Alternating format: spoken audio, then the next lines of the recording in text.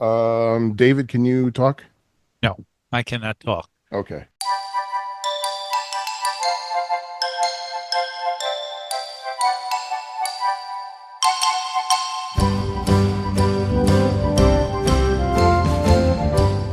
But hey, should we get on with the Yes, we show? Yeah, should. with Yes, we should. this is episode 25 actually of 2X podcast, and I'm Sean, and you are. I'm Lisa. Yeah, that's right. And we have for the second time in 2X history, special guest. May have heard of him. He provided the voice of a baby goat on an album called Brian Wilson Presents Smile. Some people listening might have heard of that album. I was trying to be a sheep, by the way.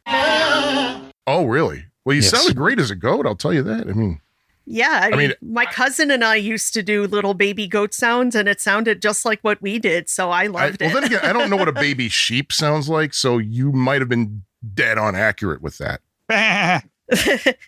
No, I love how Nelson, with his New England accent, was like, bah!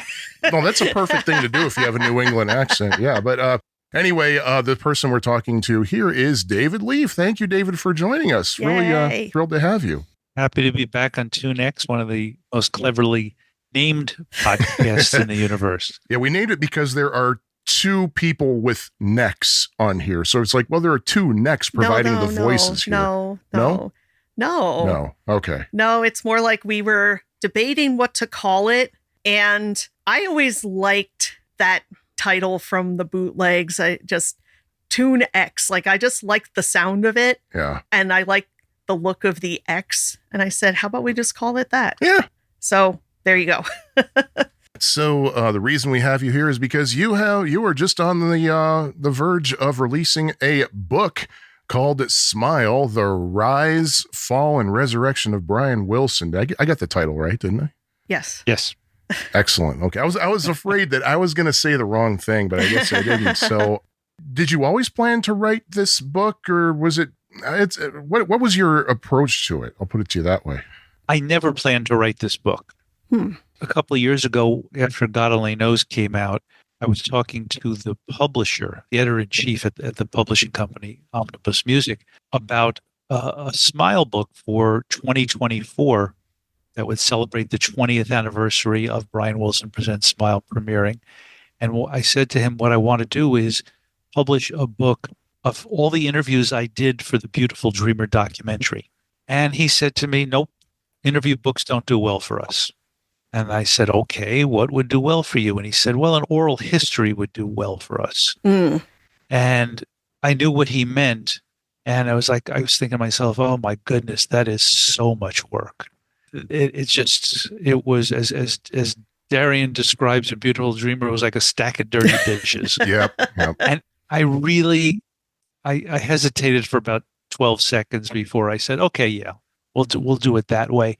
And I'm so glad he did, because it forced me to tell the story as opposed to just publish a bunch of transcripts of interviews. And so in doing that, I had to figure out, okay, how am I going to design the content of the book so that it makes sense for me and makes sense for the reader? What can I give the reader that they don't already have about Smile? Because I've written so much. I made the film, the two great Dominic Priori books about Smile. What do I have to add? And it seems to me that, judging from what you just said and the thoughts that were going through my head as I was reading, is that this book was kind of put together the way that Smile would have been put together. So Yeah, how fitting. lots of pieces that all came together into something cohesive. Well, thank you. That's a great analogy. And there were thousands of pieces that didn't make it into the book. What I wanted to do was not retread familiar ground. I just wanted to talk about 2003 and 2004.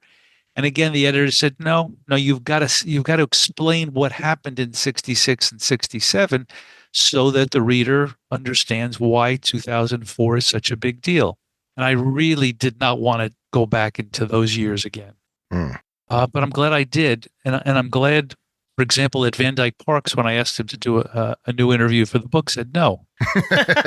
And that brings me to this, because I remember last time we talked, you had said that when you were doing Beautiful Dreamer, Brian had asked you, okay, if we do this, can I please stop having to answer smile questions? Was Van Dyke pretty much the same way? I think Van Dyke was very much the same way. One of the things that interviewers don't understand when they come from a magazine or a newspaper or wherever is how many times the same questions have been asked and answered. And so what I realized was that I had gold in the interview that Van Dyke Parks had done prior to the 2004 world premiere. I realized that the interview I had done with Brian, some of which is in Beautiful Dreamer, but most of which isn't, that by picking the choice excerpts, he could help tell the story as well. It's his story after all. Oh, yeah. And that was true of everybody, because when you make a documentary, you're limited by time. You have less than 2 hours to tell the story. So you end up with what's called sound bites. For the book, I feel like these are sound meals. Oh, yeah. And because of the way Van Dyke tells a story, it's like, oh my goodness. It was just, as I say, it was gold. And same with his first wife, Jerry Parks, and everybody whose interview I went back and looked at was, I had forgotten how much great stuff had not made the final cut of the movie. I know I appreciated that people like Annie Hinchy, you were able to include her in the book when she wasn't in Beautiful Dreamer. That's right. I was like, oh, wow, Annie Hinchy. So she had a lot to say. Yes, she did. She had a lot to say and not a lot of words. Yeah. Very significant, because it allowed Carl to be represented. Yes. In a way that I don't think he'd been represented in any other project. Yeah. Because he didn't do a lot of interviews in his career, and a lot of them weren't all that. He resisted going to deeper places. Because, as the peacemaker of the Beach Boys, he knew that telling some of the deeper truths was not going to be good for the group. It wasn't going to be good in any way, shape, or form. Yeah, what did he say about the Heroes and Villains book? It only scratched the surface. He said it didn't even scratch the surface. and like when he's interviewed in Endless Harmony, you look at his eyes and there's so much more, like that tells more the story than the words that he says. Yes. And he's great in the Don Was documentary. Oh, yes. As well. Again, without saying a lot. One of the kind of rules that I had in my head was that I would only use interviews if I could hear them or see them. I didn't want anybody to come back and say, I never said that. And so the one or two times I think I quoted from newspaper interviews, it was, if this newspaper reported it accurately, this is what was said.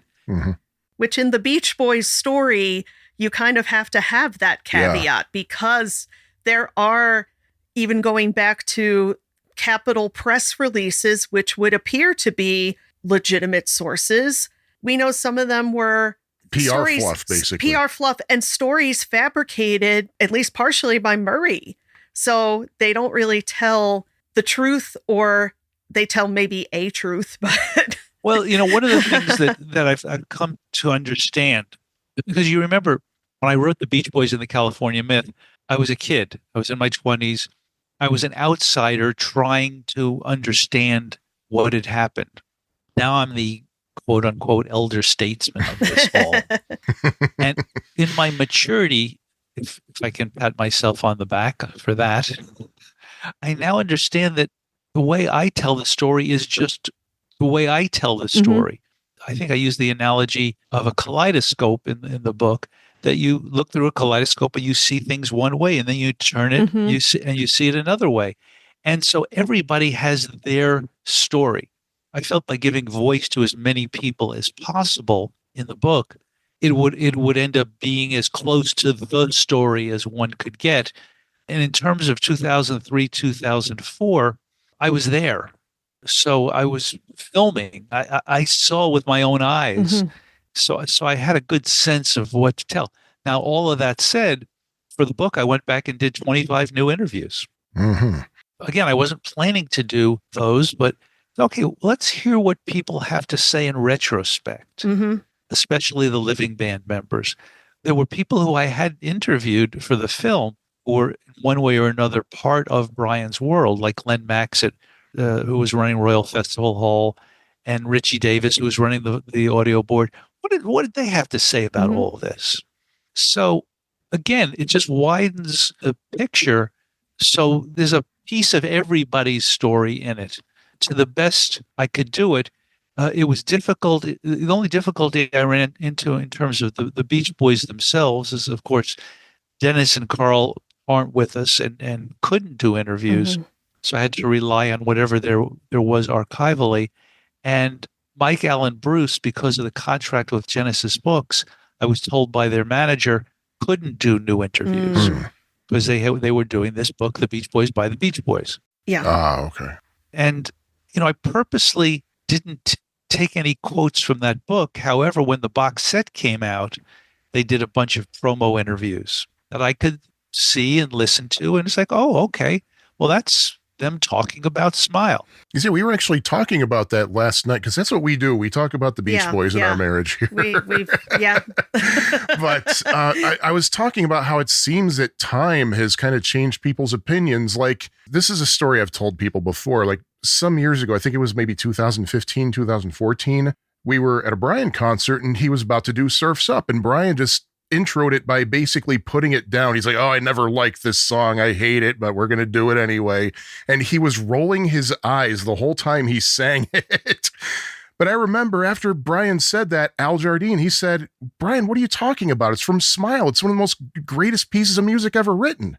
That seems different from how Al would have referred to it, say, in 1967. I would agree with you on the Al front. On the Brian front, the challenge of him doing any music from Smile was it emotionally plugged him back into the pain he went through in 66 and 67, which was why he was so resistant to even talking about Smile.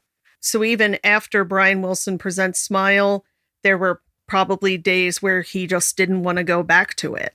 I guess I would call it post-traumatic stress syndrome. Could be. Well, I've seen Pete Townsend say the same thing regarding Tommy, because for Tommy, he had to go into some pretty dark places from his childhood and his upbringing. Like, that's kind of where the source of Tommy came from.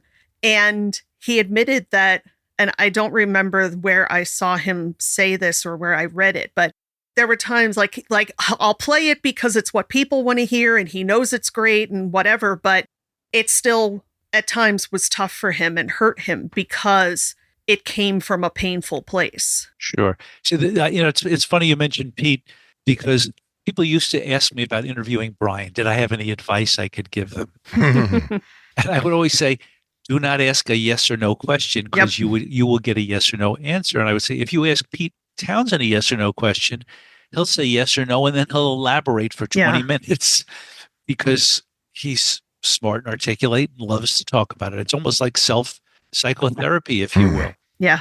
But Brian, that's not his interest. Talking about himself is the last thing in the world he wants to do. He wants to laugh. He wants to go out to dinner. He wants to go to a movie. He wants more than anything, he wants to listen to music and not his music. Yeah. I remember Sylvie Simmons, who wrote one of the essays in the anthology, talking about how just in the middle of an interview before going to London, she's doing a story for Mojo, England's #1 music magazine, and Brian just gets up and gets in the car and leaves. I know I did an interview for Beautiful Dreamer prior to going to London because I wanted to get a kind of a before and after. In my head, as a filmmaker, I wanted to get a before and after. Everything I asked him in the interview was useless. He was too scared to talk about it. And I don't know how long the interview lasted, but after a while, I realized this was fruitless. And it was a very expensive production day. We had a jib camera and a second camera and all sorts of things set up. And it was like, how are we going to save this expensive day? And that's when he went over to the piano and played a bunch of music. that he could play. He could play Rhapsody in Blue. He could play Beautiful Dreamer. He could do Heroes and Villains. Playing music wasn't the issue. Talking about it was what triggered. Well, also, too, playing that music probably gave him comfort, cleared his head, like that, what Linda Ronstadt said, how when Brian was recording something with her and something wasn't going right, and he went over to a piano and just played something completely different. Boogie woogie. Like a for boogie 5 woogie minutes. thing or something. And then he came back and did whatever needed to be done perfectly. Yeah, Linda's stories are incredible. I mean, she was recording Adios, the great Jimmy Webb composition, and Brian did beautiful harmonies on that. And her other story that stands out is Brian showing up at her place with a handful of change and needing some quarters for the laundromat. It's like, what is going on in his life and his world that he is in that situation? And she says, he didn't hit on me. We went to the laundromat. We did his laundry. And so she's one of the, they're like guardian angels all over Los Angeles who at one time or another helped Brian, who seemed to be lost. I'm still trying to picture that in my head. You go to a laundromat and you see Linda Ronstadt and Brian Wilson doing laundry together. It's like, what is going on? Well, in LA, you're true. I'm guessing that was sometime in the 70s, probably. It seems to me it doesn't make sense it was in the 70s, but based on where she was living, it seems like it had to be the early 70s. And so why does he have a back seat full of dirty laundry? None of it makes sense. And that's, it's one of the reasons I named the last book I was God going to Only bring Knows. that God up. only knows. Yeah. Because I get asked questions, or I used to get asked questions all the time, and it's like, I don't know. God only knows. Because I think that's true of the whole story. There's nobody alive, because Brian isn't going to talk about it, who can put us in the Wilson house in the 1950s and tell us what it was really like. Yeah. Tom Nolan had great stories, and he shares new ones in his essay in the anthology in the back of the book. But how brutal was it that in Beautiful Dreamer, Brian talks about it wasn't until he was 16 that he could stand up and walk. The rest of his time, he's protecting his soul. It's just kind of staggering what he's gone through. Yeah. The other realization I've come to in all the years, I didn't really think about it in the 70s, 80s, 90s, but I really believe that if he hadn't been brutalized verbally, emotionally, physically, there wouldn't be the depth there is in his music. So we're the beneficiaries of it. He's the one who suffers because of it. Yeah, I mean, it's kind of the fact that Beach Boys music, especially their early music, their hits in the 60s, I mean, it's such happy, hopeful, music that just makes you feel good. And then you learn that it comes from somebody who, like, he was making music to make himself feel better. It was music that came from a lot of pain and confusion and untreated mental illness and all these other things. And it's just astounding to learn that, when you learn more about Brian Wilson, about the Beach Boys story, it's like, my God. You don't want to go too deep because it becomes almost like, okay, I don't want to know about that. Right. And that's the irony in Carl Wilson's comment about heroes and villains. That's just the tip of the iceberg. It's like, what's the iceberg? Well, the iceberg is things that I personally really don't want to know about. Sure. Oh, yeah. When I interviewed Dennis Wilson at length in 1977, out of nowhere, he goes, I guess you want to know about Charles Manson. I didn't want to know about Charles Manson. I really didn't. It's not why I was there. It's not what I wanted to talk about. And it really bugs me that that's the thing that gets brought up. Yeah. That makes the Beach Boys cool. Yeah. Oh, boy. Yeah. And in watching the recent documentary, I was really pissed off that episode got as much time in the movie, it seems, as Pet Sounds or Smile. Yeah, right. Probably more, because I felt Pet Sounds and Smile it didn't even get the short end of the stick. Like they barely mentioned that period, and that there's a lot of things that bothered me about that. Well, it should have been 4 to 6 hours. I mean, Oh, absolutely. you know, It should have been multiple episodes. the great British historian Andrew Doe described it in 3 words: a missed opportunity. Yeah, there's some dark stuff in the Beach Boys. Yes. Well, and I really, you know, in this book, I didn't want to revisit any of the darkness, but I had no choice in the 67 chapter. Yeah. Don't F with the formula. You know, it's dark as he's coming apart. I mean, Michael Vossi had a great description that perhaps everything that this guy had been able to compartmentalize, he couldn't do that anymore.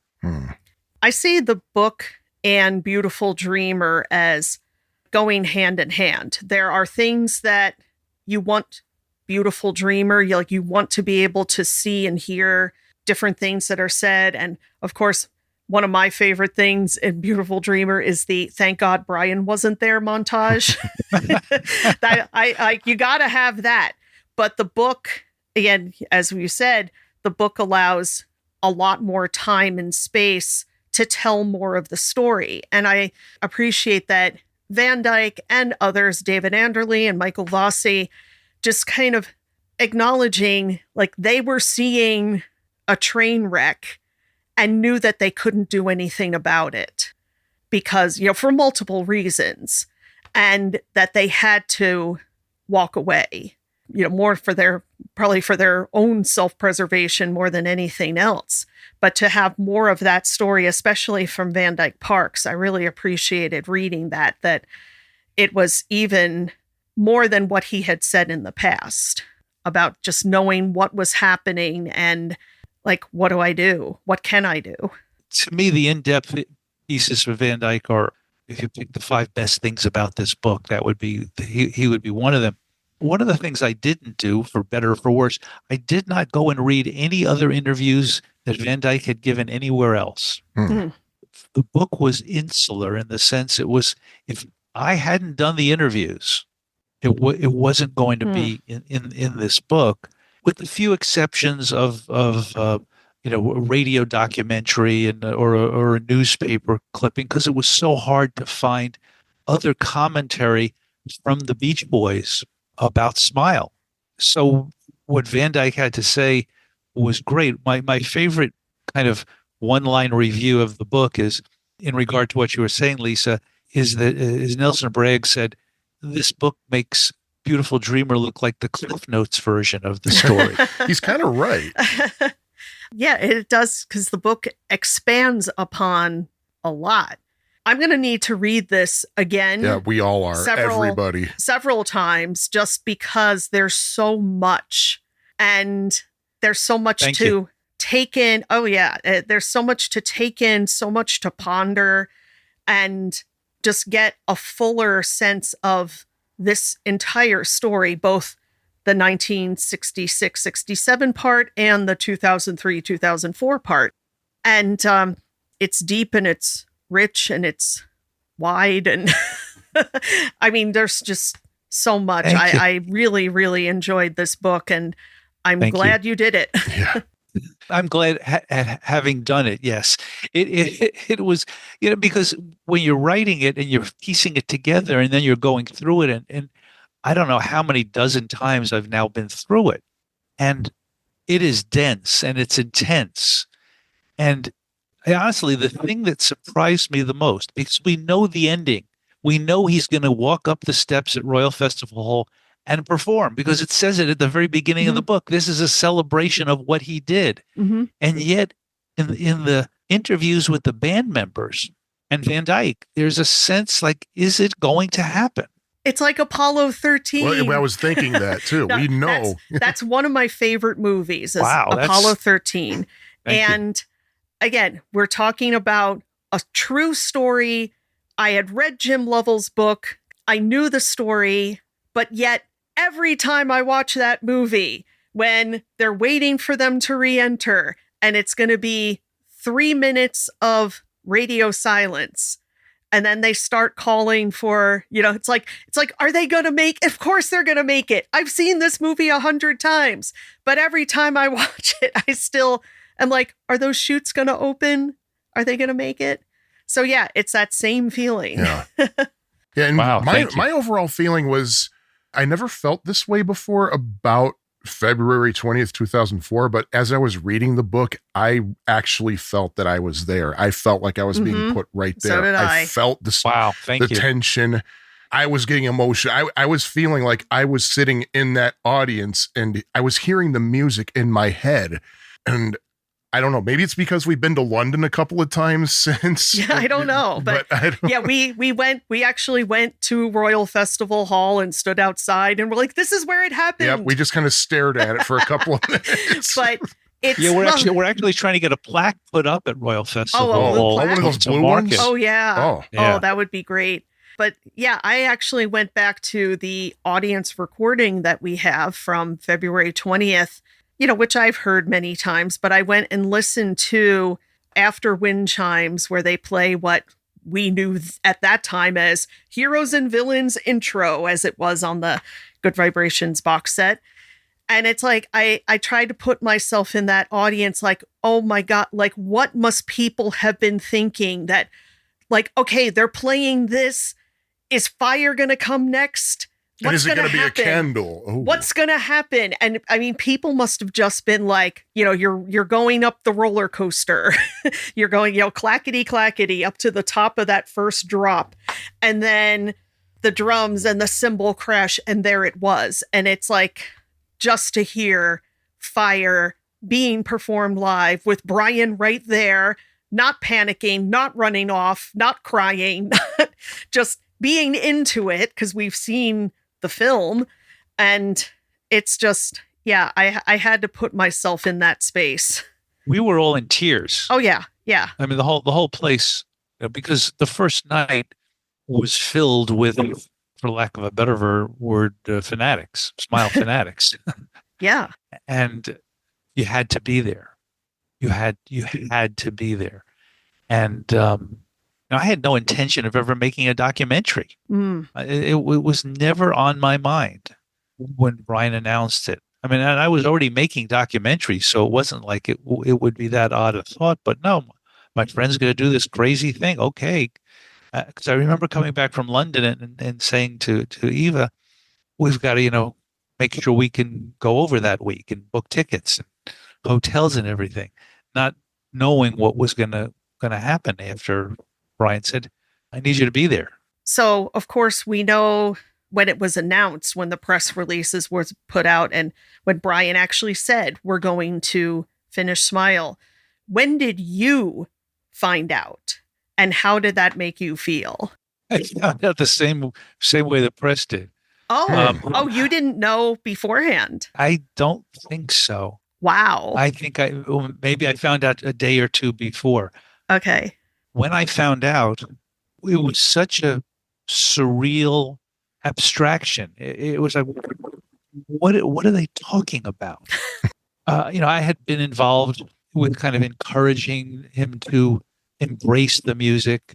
One can read about my involvement in getting the Smile music on the Good Vibrations box set, and the story of how Smile music ends up in the Radio City tribute to Brian, and how Brian ends up doing Heroes and Villains. Those are all kind of legendary Smile moments, or Brian Wilson presents Smile moments. I might say better, but it never seemed real. It was, because once, as Melinda says, once it was announced, Brian just like went into a depression about it and didn't want to work on it. Nothing happened. And so you didn't mention it. It's not like every time I saw him, I said, hey, Brian, how's Smile coming along? We just went to the movies or out to dinner, and there wasn't any thought about progress. How are you going to do it? When can I hear the finished thing? None of that crossed my mind, because I was still his, just his friend. I wasn't a reporter. I wasn't a journalist. I wasn't trying to get any secrets, because the basis of our relationship is that If he has something he wants to tell me, he tells me. And if he doesn't, he doesn't. I don't pry. Sure. And really, also, you think about at that time in the 60s, Brian was the only one who could do Smile. Like, he was the center of the eye of the hurricane. But in 2003, he had Darian, he had other people around who could talk to him and say, hey, here are all these pieces, and we can put them on a laptop and we can sequence them and we can play it to see how it sounds and do all these rough cuts and things that Brian had. He had collaborators. He had where he never had that before. Darian's role, I think, has been understated. I felt the phrase musical secretary was almost demeaning in a sense. I don't know whose idea it was to refer to him that way, but he's the one who gently nudged Brian towards completion of this live presentation of the music. And during that period, my role, I gave Darian the lyric sheets I had that had been given to me by Frank Holmes from, Xeroxes of what he had gotten from Van Dyke. And that's where the story about Do You Like Worms comes from, is that he had that stuff should it ever become useful. Well, guess it happened. Oh, yeah. and it did happen. But again, during that time, I wasn't calling Darian every day going, how's it going? You brought up Do You Like Worms? And I want to see if maybe you have any insight into this. What we're told in Beautiful Dreamer and, of course, in the Smile book is that Brian had remembered the melody from way back. The melody that he remembered, is that the one that actually ended up on the 2004 version? Because if you listen to the Sessions version, you can hear him between takes kind of singing a little bit of it, and it's totally different. I'm not Smile savvy enough to answer that. Okay. I think that's more a question for Darian, who probably more than anybody, or perhaps Mark Lynette, who more than has poured over the tapes. But Darian's story is what it is that's the melody that Brian started humming. And then when he says, hey, Brian, were there any lyrics? Instead of saying, as Darian, Darian's right, usually Brian's answer will be no. Because if he says yes, that means it's going to mean work.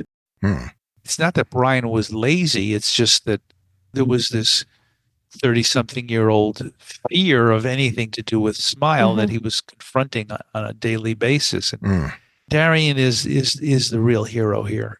Oh, definitely. Brian is the first hero because he had the courage to face all of these demons and do it. In my experience, you bring it up to Darian. One time we were lucky enough to talk with him for a few minutes. I said, thank you for helping Brian finish Smile. And he didn't want anything. Yeah, he was like, very humble. He's like, about that it. was all Brian. I like how you say, David, and Darian at this point, as much a musical psychologist as musical secretary. I think that's an important musical psychologist. I think is a very important term to bring in. Darian is both being humble and honest. He didn't write any new music. He didn't write any lyrics, but he was there guiding the ship. And some days the ship didn't want to be taken out of dry dock. Yeah. And so he'd come back the next day. Well, we've seen evidence that Brian, I think, is always open to a good idea. I mean, look at that wonderful God Only Knows session when Don Randy says, why don't we do it short like this? When Brian was having difficulty with the middle part and Don Randy suggests doing it staccato, and they tried it and Brian loved it. And that's what they went with. So I think he appreciated somebody who appreciates Brian's work, who is immersed in Brian's work, who's going to come in with good suggestions for things that maybe he's not so sure about himself. And it's like, oh, okay, you've got a good idea. Let's go with it. I think you hit on a really important point. Brian did not like working alone. And we see it in the 60s when he's working with Bob Norberg and Gary Usher and Roger Christian and Russ Titleman, and of course Mike. Mm-hmm. In post prison years, he's working with Andy Paley and others. Making music is not necessarily a solitary thing once he has his basic idea. So all of the basic ideas were more than fleshed out in the tapes that Darian loaded into his laptop. And as Darian says, how do we sequence this for it to be a live performance? And could it be different? Sure, it could have been different. But when we heard it for the first time, it seemed completely natural. There wasn't anything about it that seemed forced or it shouldn't have gone this way. Were there pieces that could have been part of it that we would have loved? Sure. Could Diamond Head from Friends have been added in to complete the journey from Plymouth Rock to Diamond Head? Yeah. I mean, that's a pretty good, cool piece of music. Oh, yeah. But, this was how Brian, as he said, this is how I feel about this music at this point. Mm-hmm. And so going back to what you said in the mid two teens, it's like, I don't want to do this song. Song's lousy. It's silly, but it's him dealing with whatever he was dealing with at that moment. And Probin has a great quote about people don't realize what it takes to be on a steady state with him, or for him to be in a steady state to be able to make music on a daily basis. I would almost say a minute by minute basis. Mm-hmm. Sure. And something you brought up just a second ago about Darian sequencing the tapes on his laptop. Was he given? No, he didn't sequence them. He put them he loaded everything into his laptop. Right. And then he would go through it with Brian, as I understand it. And should this be part of the performance or not? Yeah. Sure. Were they the actual session tapes, like from the vault, or did he just load up his bootlegs or something? I was always curious about that. I think they were the actual session tapes. Nice. Good for him. Still kicking myself for never noticing until 2004 how wonderful segues perfectly into what we now know as Song for Children. It's like, oh my God, that's the most obvious thing in the world. How did we all miss that? Well, back at that time, it was a very exciting time in the fan community because there was like a radio station in Sweden played Song for Children, and a radio station in Munich played Wonderful. It's like everybody was grabbing these bits and pieces, which were in terrible quality. And, because they were recorded off of, we didn't have what we have now back then, but we were lucky to have any means to capture these things. And people were grabbing them in MP3s and sharing them around. And we were just kind of lining them up like, okay, we have Wonderful and now we have Song for Children. And just listening, even in bad quality, it's like, oh my God.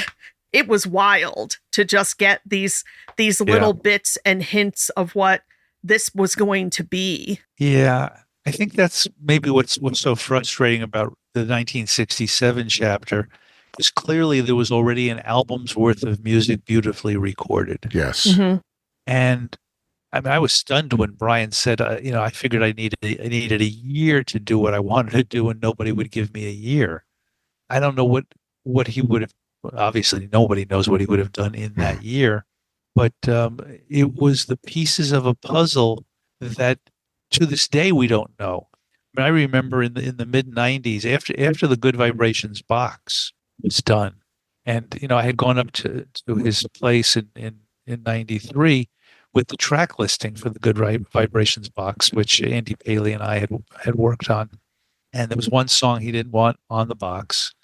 And okay, he wrote it, he sang it, he's entitled to say that. And then I very gingerly said, Brian, there's this giant hole in this retrospective between Good Vibrations and Heroes and Villains. And he said, what do you mean? I said, well, you worked for 6, 7, 8 months on Smile music. And for some of that music not to be represented in the box would, just leave this giant hole. And he understood exactly what I meant. And he said, okay, what songs do you want? What songs do you think we should put on there? And, I didn't hesitate to rattle off, Wonderful and Surf's Up and Cabin Essence, etc. But I purposely didn't mention Fire Mm-hmm. Because it's like, okay, I don't want to press my luck here. Yeah. I guess it's disc 2. And then what Mark Lynette did, some outtakes from the sessions on the bonus disc, amounted to the first kind of collection of official Smile music. And the response was staggering. So I don't remember exactly what inspired me to do this. One day I wrote down every known Smile title on a 3x5 index card. And we were up there at the Wilson home. And I said, let's go in the kitchen, Brian, and try to sequence this. And we laid out the cards on a table and we're moving things around. And nothing happened. I mean, we didn't have nothing made sense, if you will. And then sometime around that, I said, Brian, this music is so great that I want to get a symphony orchestra and a choir to do it. And the answer is such classic Brian. Good. I deserve it. Yep. I laughed when I read that quote. I wasn't asking him a question. I was telling him something I wanted to do. It was like, yeah, that's a good idea. Kind of. And of course, that didn't happen. Yeah. And when I created the Radio City tribute, it was planned to be a start to finish performance of Pet Sounds because it had never been performed. And of course, by the time we got to Radio City, Brian and his band they beat you to it. They had done a whole tour. So there was a bit of with an orchestra. With an orchestra. So it was a touch anticlimactic, although we had, Elton John and Ann and Nancy Wilson from Heart. We were there. Crosby. We were there. Yeah, we had no complaints about hearing Pet Sounds again, believe me. Yeah. No, that night was absolutely, so glad we did that. I'm glad you were there because I'm glad there's videotape of it and it's still out there in the world because it's like, how did that happen? How did Paul Simon and Billy Joel and Elton John and David Crosby, having worked in television shows for decades, it's unimaginably difficult to get all those people in a room on the same night. We live together and it's hard for us to get in the podcast on the same nights. So I can only imagine. All right, now, David, I wanted to bring up, like something I really, I guess it's been maybe discussed before, but I like how in your book you really get into how just through the voices of Van Dyke and others, how Brian was not supported, both in the Smile era, like the other members of the Beach Boys. Not just that, but also in terms of working with other people, like when he was starting to work with Danny Hutton and Redwood, which became Three Dog Night. Something that came up in my head, I remember that you've done work involving the Bee Gees. And I clearly remember how there was a time that you could not turn on the radio without hearing something written by a Gibb or performed by a Gibb or produced by a Gibb. I just wanted, to get your perspective a little bit about, from what when we're talking about another musical act that had three brothers and a lot of hits in pop music, was it different within the Bee Gees? Like the fact that Barry was doing work with other people, did Robin and Morris support that? Like, did they give Barry the support that we would have liked to see Brian get?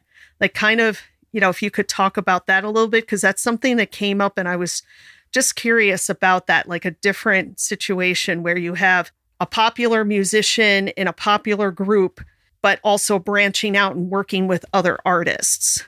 It seems to be an epidemic among family groups. Karen Carpenter tried to do an album without her brother. The Everly Brothers were clashing. Michael Jackson finally left the Jackson 5 to become one of the greatest artists. To become Michael Jackson. To become Michael Jackson, yes. So where we begin is with every kind of sibling rivalry. What Brian and Barry Gibb have in common is they're the oldest brother. They're the leaders. They're the primary musical forces. Now, in the late 1960s, Robin Gibb was both writing and singing hits, whereas in terms of the Beach Boys in the 1960s, Very rarely did Dennis or Carl sing a hit. More than that, Brian was their hero. Brian was the big brother who had ushered them into this unimaginable world. The Bee Gees had been recording and working together since they were really, really young. We talk about the Beatles going to Hamburg and paying their dues and playing clubs and, for years and years and years before they become the Beatles. The Bee Gees had played together. I think first it was Barry Gibb and the Bee Gees, and then it became the Bee Gees. And if you look at the early television clips from the 1960s, it's hilarious. It looks like, an act that you would see on the Ed Sullivan Show. And then they come into their own. And they come into their own in large part because they're emulating the Beatles. The Beach Boys was an accident. They did not spend 6 months, a year, 2 years playing in local clubs or anything. They basically have a song, it gets recorded, they're on the radio, and they're on their way. And there's all the stories around that. Mm-hmm. Sure. But it doesn't exist unless Brian is pouring out these melodies. There's not going to be anything else. So to get back to your question, with the Bee Gees, I think Barry started doing stuff with like Kenny Rogers and Dolly Parton and Diana Ross, etc., more towards the end of the Saturday Night Fever period, but no one had gone solo in that era. Andy Gibb was, a main outlet, a giblet, as you might say, and there was talk of him joining the group, but there were sibling rivalries, there were jealousies, but without Barry, nothing's going to happen. It just isn't. And Barry, fortunately, as Morris Gibb said in the late 60s, we were pilly, potty, and pissy. Pissy meaning I was getting drunk. Pilly, pills meaning Robin was taking a lot of pills, and potty meaning that Barry was smoking a lot of pot. But Barry never lost sight of who he was or what the goal was. The goal was to make great music, whether it was by himself. He never wanted to break up the Bee Gees at the end of the 60s. Robin left first, and then Morris left. When the Bee Gees got back together, they instantaneously had 2 giant hits and then kind of got lost in the pop wilderness prior to Jive Talkin' and Nights on Broadway. And then the ridiculous explosion of Saturday Night Fever, which nobody in the world could have ever predicted. I came into the Bee Gees world just after the Saturday Night Fever success. They were working on the follow-up, Spirits Having Flown. It was clear to me, at least, that Barry was the captain of the ship and he was steering it in the direction he wanted to steer it. And I didn't see or hear any grumblings about him writing. He was very generous with sharing credits. So if you look at the early Bee Gees records, it might say Barry Gibb or Robin Gibb. But once we get into the late 70s, everything seems to say Barry, Robin, and Morris Gibb. The song Grease is credited to the Bee Gees. Yeah. It doesn't say Barry Gibb. It actually says written by the Bee Gees. Everybody was sharing the wealth, so to speak. So there was nothing to fight about. And if the Bee Gees took a break in late 79, early 80, year in Chicago, there was the big Comiskey Park disaster. Yep. The disco demolition. And for whatever reason, the Bee Gees got blamed for disco. I think a lot of it was racist and sexist, but that's sure extremely and homophobic. And homophobic for sure. So Barry, okay, I'll sit back and I'll make records with other people, and made some great records. Brian, from junior high school or high school days, had been inculcated by his father with a sense of loyalty. Yeah. So when he works with Jan Berry on Surf City and that goes to #1, instead of Brian being congratulated, he's excoriated. Is that the word? He's done something wrong. Yes. He's damaged his family. And that continues. He had written with Gary Usher, 409 and In My Room and some other songs. Gary Usher is, pardon the pun, ushered out of the Beach Boys world and goes off to make his own records. Why? Because he's not a relative. Roger Christian comes in and writes poems, which he hands to Brian, which Brian turns into hit records. Mm-hmm. While all of these things are happening, what are the other Beach Boys doing? Well, they're touring and making money. Mhm. And one of the Beach Boys is writing with Brian when he gets the opportunity. But everybody else needs to be pushed aside. And now here comes Tony Asher. Here comes Van Dyke Parks. And I love Annie Wilson's quote in the book. It says, for the first time, he was working with a peer. Yes. I think that's really significant. Somebody who could actually say, not that I know that he said it, hey, Brian, instead of an F major seventh there, how about such and such? Somebody who could suggest the cello triplets. Mm-hmm. That kind of blew my mind. I don't think I had ever. Did we know that Van Dyke was the one who might have seen suggested the cello? Somewhere. Well. I mean, I don't. To give you an idea of the mythology of it all, what I remember reading, who knows where, was that at the session, Brian's listening and says to Brian, tell them to arc the bows on the triplets. And Brian hits the talk back. He says, Van Dyke says Barco. Van Dyke had a formal musical education. Which Brian did not. I think that's something that probably a lot of people just didn't even think about at first. That Brian comes in with all of these ideas and this talent and a particular range of knowledge. But yeah, he did not have any formal training outside of a handful of accordion lessons when he was a kid and high school band class. And that quote from Annie kind of goes in a strange way hand in hand with the quote from Lauren Darrow about the family was the problem. Or what I don't remember his exact words. You highlighted that, I right? Definitely highlighted because there were when we were reading, I read that and I'm like, ouch. We received a PDF of the book. So during my school day, this actually, when you're a high school teacher, it's hard to actually sit and take a break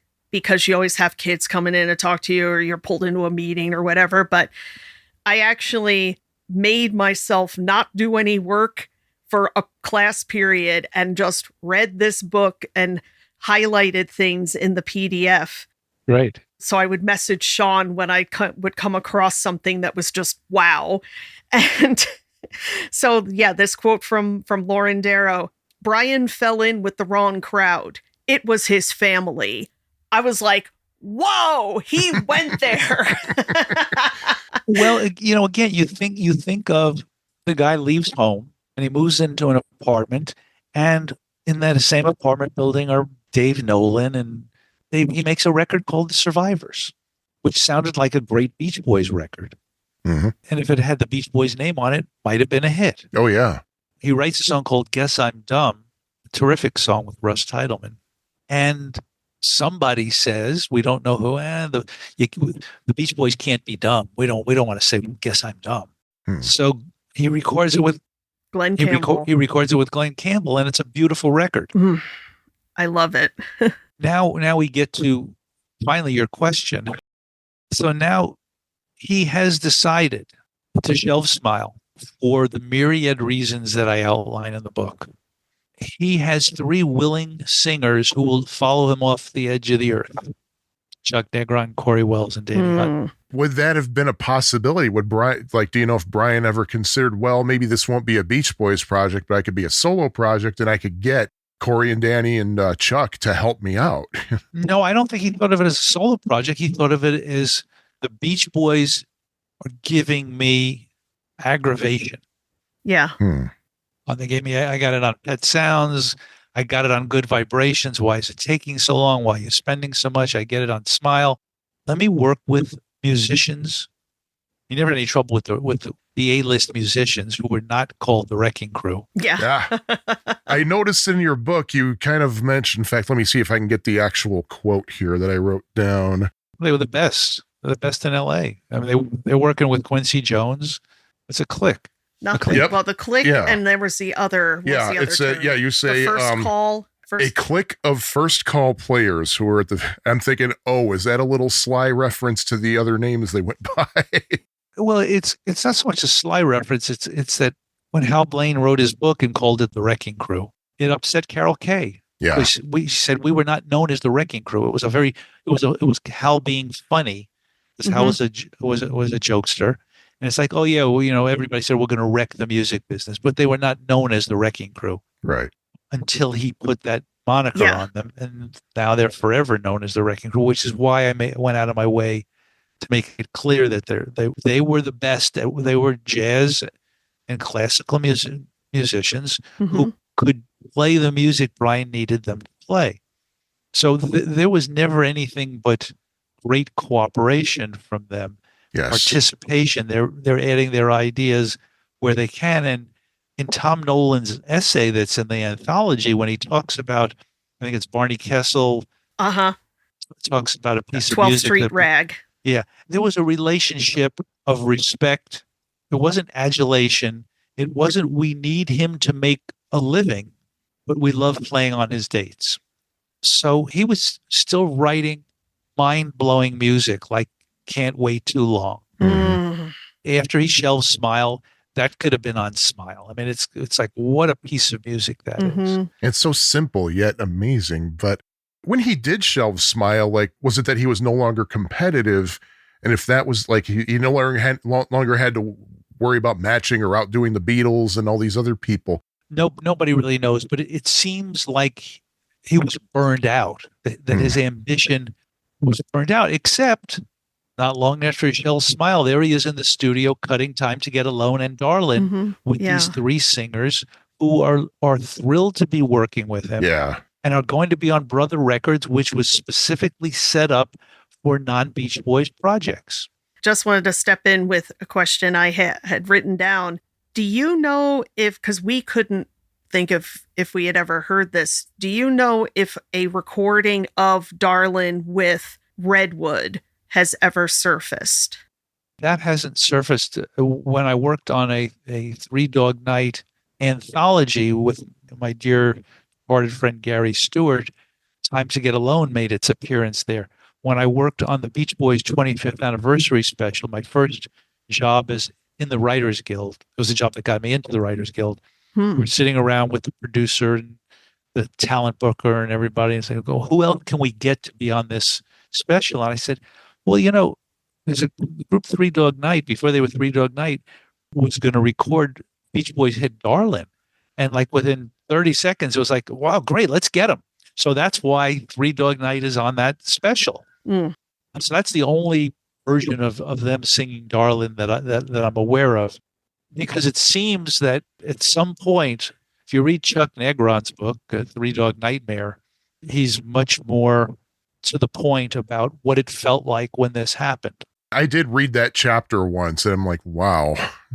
And when I read it, it was just horrifying because it came into my head, okay, these guys don't want to do what I do. These guys here will do anything I say I want to do. And the guys who don't want to do what I want to do say I can't work with the guys who will listen to me. So like, maybe I'm done. Yeah. And that's where I found another thing that I highlighted was just how when they kind of switched to the produced by the Beach Boys instead of produced by Brian Wilson.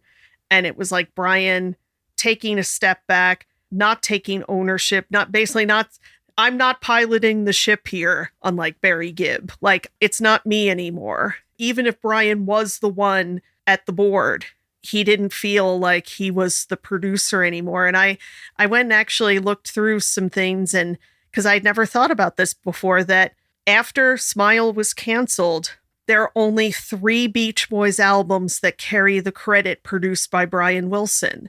And that's 15 Big Ones, Love You, and That's Why God Made the Radio. It's like mind blown. I mean, there's the produced by the Beach Boys one. So not saying that Brian had no involvement, but there are only 3 albums in the 30 years after Smile was canceled that Brian actually put his name on as sole producer. Yeah, and I honestly, I would doubt that he was a major producer on That's Why God Made the Radio. I'd have to agree with that. I know what you're saying. Kind of like how I doubt that Brian was not the driving force behind Smiley Smile. Come on. Yeah, no, Smiley Smile, Wild Honey and Friends are Brian Wilson for the definitely. most part records. Yeah. It was a competitive thing. I'm sure, I'm not going to say I'm sure, but it's like, I'm not going to put my name on it. You guys didn't want me to be the producer. I'm not going to be the producer. You're either going to listen exactly to what I say, or I'm not the producer. It seems to be kind of part of Brian's makeup. It's black and white. There doesn't seem to be a third way if you look at his history. Is Murray going to be in charge, or am I going to be in charge? Am I going to write with Mike, or am I going to write with people I want to write with? Am I going to write with Mike, or am I going to not write at all? He seems to just have those kinds of choices, and again, I think it goes back to whatever damage was done to all of them in their childhoods. In the book, there's a conversation with you and Brian after the London shows, and Brian said something about writing a song that captured how he felt. Did he ever do that? Not as far as I know. I didn't think so, but I just wondered if you knew that if he had noodled around with something, even something that was never going to see the light of day. Maybe he did and just never told you. Yeah, or it evolved into something else. Yes. True. The man was at the piano constantly. Mm-hmm. That great interview from 1965 where he talks about feels. Mm-hmm. Yes. Oh, yeah. That never changed for decades. Or the story of how walking down the path of life. Yes. Oh, how my that God. just came out of him sitting and playing a series of chords. And there it was. I had lunch with Jerry Weiss just 2 days ago. Good lyricist. Yeah, that was... That was a really awesome surprise in 2005. Yep. That was yeah, the something else. Hurricane Katrina relief. Yeah. Well, they did it at the that's Park what I'm West. saying. They did it at the Park West and the Arts Center. That's one of the reasons why that Arts Center show was the only time I was ever sad to be at a concert, because I knew it was over. Like, oh man, this is the last time I'm going to hear Smile in concert. That's, I heard this really great new song I'm not going to hear again. And then there was the surprise concert that popped up while we were visiting Chicago. When we were, then I was happy. We saw Brian at the Arts Center. It was August of 2005. And then we had come out here for our usual trip out here in the summer. We had come out to Chicago, and the show that they had scheduled at the Clio Amphitheater in Michigan was suddenly canceled because the venue suddenly went out of business for a short time. I think it did eventually come back, but the management was able to grab a replacement show at the Park West in Chicago.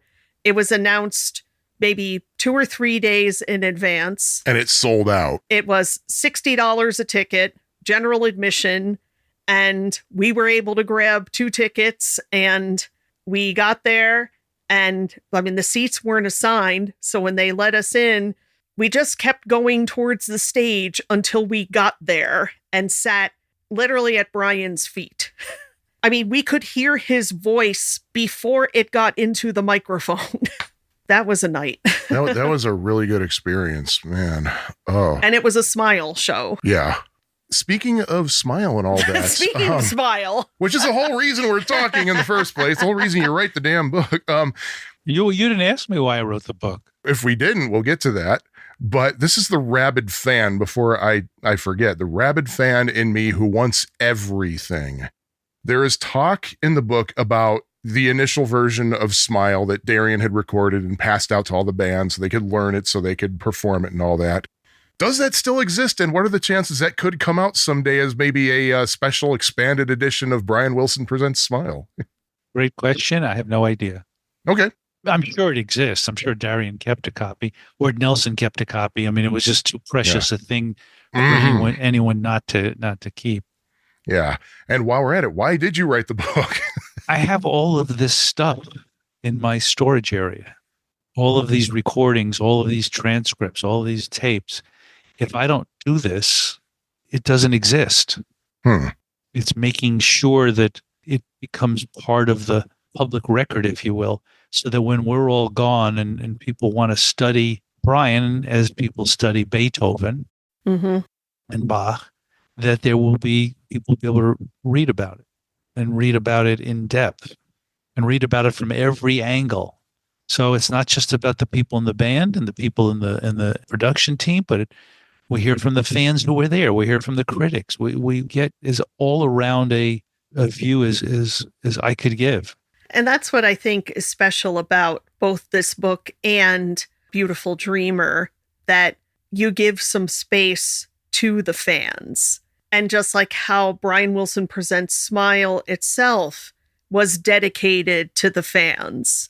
That threw me when I read that in that little booklet with the picture of Brian and Louie. It's like, would Smile be what it was without people talking about it and listening to bootlegs and all of this interest over the years? No, I think I referred to in the book that, a critical mass grew. And we can talk about intended and unintended consequences. And when I heard that Brian was going to go on tour in 1999, I thought to myself, I probably said it out loud to my late wife, I said, that's the stupidest idea I've ever heard. Of course, if he doesn't go out on tour, there's no Pet Sounds tour. There's no Radio City Music Hall performance of Heroes and Villains. There's no Brian Wilson Presents Smile. There's no Lucky Old Son. There's no Brian Reimagines Gershwin. Mm-hmm. So the fans' role in this, including myself, was crucial by keeping the flame alive so that, as I think it says in the book, as Melinda said, hey, Brian, what about Smile? The fans on the board keep talking about it. What about Smile? I don't think you can underestimate the power of the fan board, the message board, in terms of them saying, please do it. I don't think anybody understood pain and suffering that it would cause for him to go through that. But as he said, I use my famous willpower. My last name's Wilson, so I guess I have willpower. Yep. And he had to do it. And it ushered in the happiest period of his life. Which is why, this book is a celebration of that. It didn't make it out in time. I wanted it to come out in 2024 for the 20th anniversary. But as somebody said on my Facebook page, well, it's appropriate that anything to do with Smile is there late. you go. Yep. Well, hey, I mean, how much longer did the Pet Sounds box set come after? Like that was supposed to be for the 30th anniversary of Pet Sounds. 18 months late. Yep. So, hey, we're Beach Boys fans. We know how to wait. I mean, as long as it's not 37 years, we're good. Well, yeah, because I'm quite certain I'm not going to be here in another 37 years. But the Pet Sounds box was just another one of those absurdities of working in the Beach Boys world. Yeah.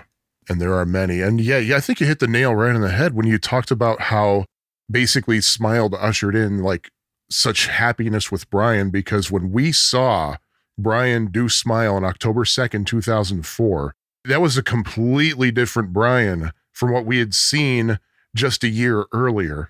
Like here he was on the stage, like genuinely smiling.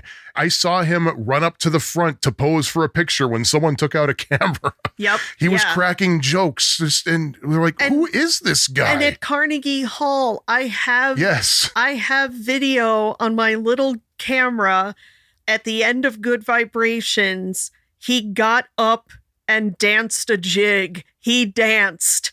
It's like, he has Carnegie Hall sold out, everybody on their feet for his composition. Dude got up and danced. I mean, it definitely changed him. But just like in the book, when I read about the account of the first show on February 20th, the love going from the audience to the stage. We understand that because that's how it was when we were at the Beacon in 1999. Yes. And I always compared it to like Brian was Tinkerbell. We had to believe in him in order for him to exist on that stage. We had to give him as much love as he could because, as you just said a bit earlier, that like the fans wanted Smile but didn't understand the suffering that would go into it.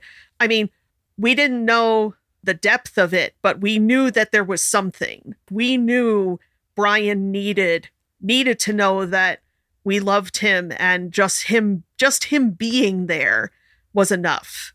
just that he walked out on that stage, for me, was enough. And I think it took him a while, maybe I think to embrace that and understand that we were on his side, the fans.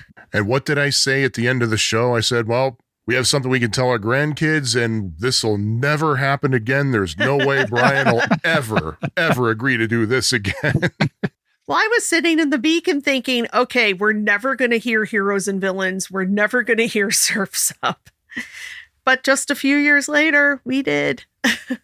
You hit on the impossibility of him being on that stage in 1999. And he had been told, I wasn't there to witness it, but it seems he had been told that he was a Beach Boy and nothing else. You have to be a Beach Boy. You can't work with Redwood. If you're going to work, you're going to work with us. Mm-hmm. I believe, if I have my dates correct, that Mike, Dennis, and Carl all had solo albums before he ever had a solo. Oh, yeah. Yeah. So he was chained to the brand and did not have whatever it took to break away from the brand.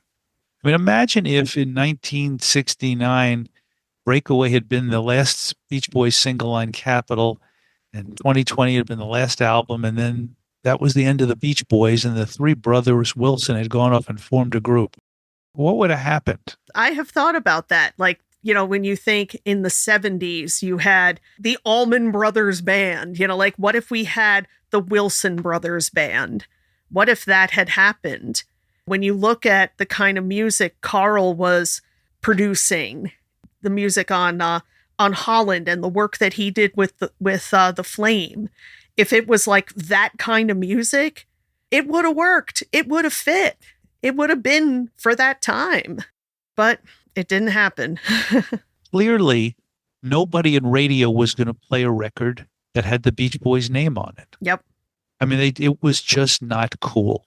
Didn't matter how good it was. They were not cool. I mean, yeah, this was before my time, but it's still, I think of how Sunflower peaked at 151, and it makes me mad. Are you people nuts? Have you heard this? Because it's so good. The sound fits the times. It doesn't sound outdated for 1970, but none of their music ever sounds of a time. Yeah. The lyrics might be of a time, but the music lives in its own universe. I have kind of I don't know, call it a theory, or that I talk about in my classes at UCLA, that great artists have a burst of like 5 years. And what happens after that is almost nothing good. The Beach Boys made some good albums. People just didn't care. And they didn't care for any number of reasons that were kind of inexplicable to them. But, I remember going to the first Beach Boys concert I went to in the fall of 67, and they played like 25 minutes. How long were the Grateful Dead shows in those days? It's... They're still going on, I think. The same show is still playing, yes. So they are what they are. As I said, for better or for worse, they're America's band. And people say, do you like the Beach Boys? And in the very early in the very first edition of the Beach Boys and the California Myth, I said, I love the Beach Boys. Rather, I love the feeling the sound of their music gives to me. And they are the physical representatives of that. Goodness knows how many times I went to see them in concert in the 70s. Certainly over a dozen. And most of the time the shows were great, sometimes not. And then towards the end of the decade, it just became kind of the same old thing again. But the problem was in the second half of the 70s, there had been a series of, at the best, mediocre albums. And so it seemed over. But like a business, it just keeps rolling along. And to this day, there's Beach Boys concerts all the time. Yep. And that's great. The miracle that we got to witness is why I wrote the book. Well, yeah. I mean, it's like when we went to see the Beach Boys in 2019. They were doing a show at Ravinia with Ringo Starr. And my mom was visiting, and she had loved Ringo back in the day and had never seen the Beach Boys in concert. So we went up there, and it was, I mean, Yeah. Well, it was a good show, but I still kind of walked away thinking something. I don't know. It didn't have. They performed well. Mike sounded good. The band was solid, but it just didn't feel like it had the soul. Well, Carl Wilson is the one who gave it soul in live performances. Absolutely. I saw him with Carl. Thank God. The first time I ever saw a Beach Boys show was with Carl, and he was what I remember the most from it. I mean, if all you heard was good vibrations and God only knows with him singing, it was a good night. God Only Knows was absolutely the highlight by far. Well, I just thought it was interesting, the quote from Darian in the book when he said he never went to Beach Boys concerts. Which surprised me to read that. He wanted what was on the albums. I saw the Beach Boys 2 years in a row in the late 80s, and it was pretty much the exact same set list both times. The cheerleaders were still involved, and I could have stayed home in the air conditioning and listened to the records and had a better time.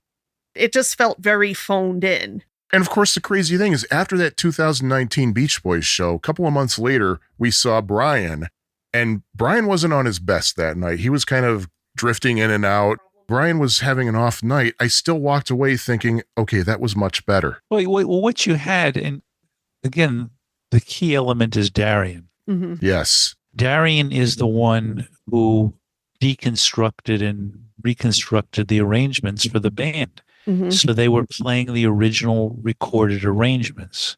And Brian loved hearing that. Oh, yeah. Just loved hearing that. Even on a bad night, he loved hearing it. He loved hearing the audience's response to it. Again, Darian is a musical disciple. Mm-hmm. Big time. And so we're either going to play it the way Brian wrote and arranged it, or I'm not going to play it. It's kind of his attitude. I liked reading about how, you have Darian and Nick, and then there's like, oh yeah, this guy I know who made his own Smile t-shirt. His name's Probin. Like how like all these guys came together, and that was what made us feel good when Brian started touring and working with them, that it's like, okay, these are professional musicians. These are guys who know their stuff, but they're also kind of part of us. Like they're fans too, and they're going to take care of things. You're going to take care of him. I use the phrase in the book, the Church of Brian Wilson. Mm-hmm. Yep. And so we're all part of that church, and everyone has their role to play and makes their contribution. And Brian felt that. He felt it from the fans. He felt it from the musicians. He felt it from the crew. I mean, it was this critical mass. I've used this analogy before, so pardon me, but did you play dominoes when you were a kid? Sure. Yeah. Okay. So you line up a bunch of dominoes in all sorts of patterns, and then you hit it, and it goes in, and they go all over. Mm-hmm. Well, you take out one or two of those dominoes, and that it ends. Yeah. It doesn't get to Smile. So I was saying to Darian one time, looking at his hands, because he has really long fingers, it wouldn't have mattered that he was a big fan if he didn't have these long fingers that could play those chords. Oh God, yeah. The Wonderments came together. Nick was such a sweetheart. May he rest in peace.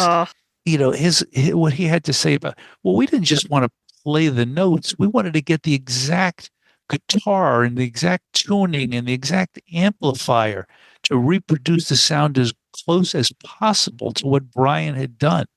I mean, that kind of dedication that everybody has towards Smile, it's a once in a lifetime kind of experience. Mm-hmm. And I like that you mentioned that Church of Brian, because going back to the 2019 shows, Beach Boys versus Brian, we were talking to a friend of ours who was at the Brian show we were at, and I said the same thing. Brian is kind of off tonight, but I still feel so much better than when I saw this Beach Boys show where everybody was right on time. It was a perfectly crafted show. And he said, well, you go to a Beach Boys show, you're going to a party. You go to a Brian show, you're going to church. Well, there you go. I mean, we're not going to be around in 50 years to see how he's looked at in 100 years. And I don't know about you, but I plan to be here, my friend. Hey, I'm not planning to die anytime soon. No way. All right, David, I got to ask you this. This was a quote from, this. I'm going to read a quote from the book. there's a particular word that I want to know if there was something deliberate here. Sure. Generous excerpts from the outtakes of that film, especially my 2004 interviews with Brian and his Smile collaborators Van Dyke Parks, will give us a sense of what this musical revolution meant to those two, as well as those who were just listening in wonderment. Is that last word a little reference to the Wonderments? It sure is. Okay. Yeah, kind of figured. I was like, it had to be. It sure is. That was another one that I messaged to Sean. I'm like, look at this. I said, yeah, I saw that. So yeah. Wonderment. Yes. Yeah, writing is an inexplicable process for me. Yes. So I'm writing along, and those who are watching and wonder, and wonderment, Yes. Yeah. Yes. So that's the fun part of writing a book like this. I don't have an exact word count, but my sense is that about 75% of the words in this book are other people's words. Right. Mostly Van Dyke Parks. Dyke Parks he's got all the words, all of them. Well, he has a lot of words. He knows more words than any of us. Oh, yeah. Yes. Didn't you say in the book to make sure you have a dictionary with you? Oh, yeah. A dictionary, Google, have Google open. And the thing is, like, that's not a new thing. Because remember, like, when the Beach Boys were either on Joan Rivers' show or when she was guest hosting the Tonight Show, Carl dropped the word ostinato, and then Mike was like, "Oh, look at you with those big words." And Carl said, "Van Dyke taught me that word." Now, since we brought up asking if something was intentional, something that I have to know, after we finished reading the book, we said, well, we got to watch Beautiful Dreamer now so we get the whole picture. I mean, we've seen it a lot of times, but we haven't watched it in a bit. So we figured, let's watch it again. I got to know. Jeff Bridges is on the screen, and the background behind him is one of the Frank Holmes piece of artwork with the little doodle-doo thing. Was that intentional? Absolutely. Yeah, I had not seen The Big Lebowski until long after that documentary came out. I'm like, oh my God, this has got to be. Yeah, that's part of the fun in the editing room. We shot the entire film, except the interviews with Brian, what they call green screen. Mm-hmm. Yes. So we could then put in backgrounds that were appropriate after the fact. And that just worked. That's beautiful. Like, oh my God. I mean, if he had one that said meathead, we would have put that behind Rob Reiner. Yeah. But no, it's this is all a lot of work. It's labor of love. Oh God. Yeah. For sure. And, the people I asked to write essays for the anthology, they didn't hesitate to do it, to contribute, because they too wanted to be part of it in more than just a couple of sentences.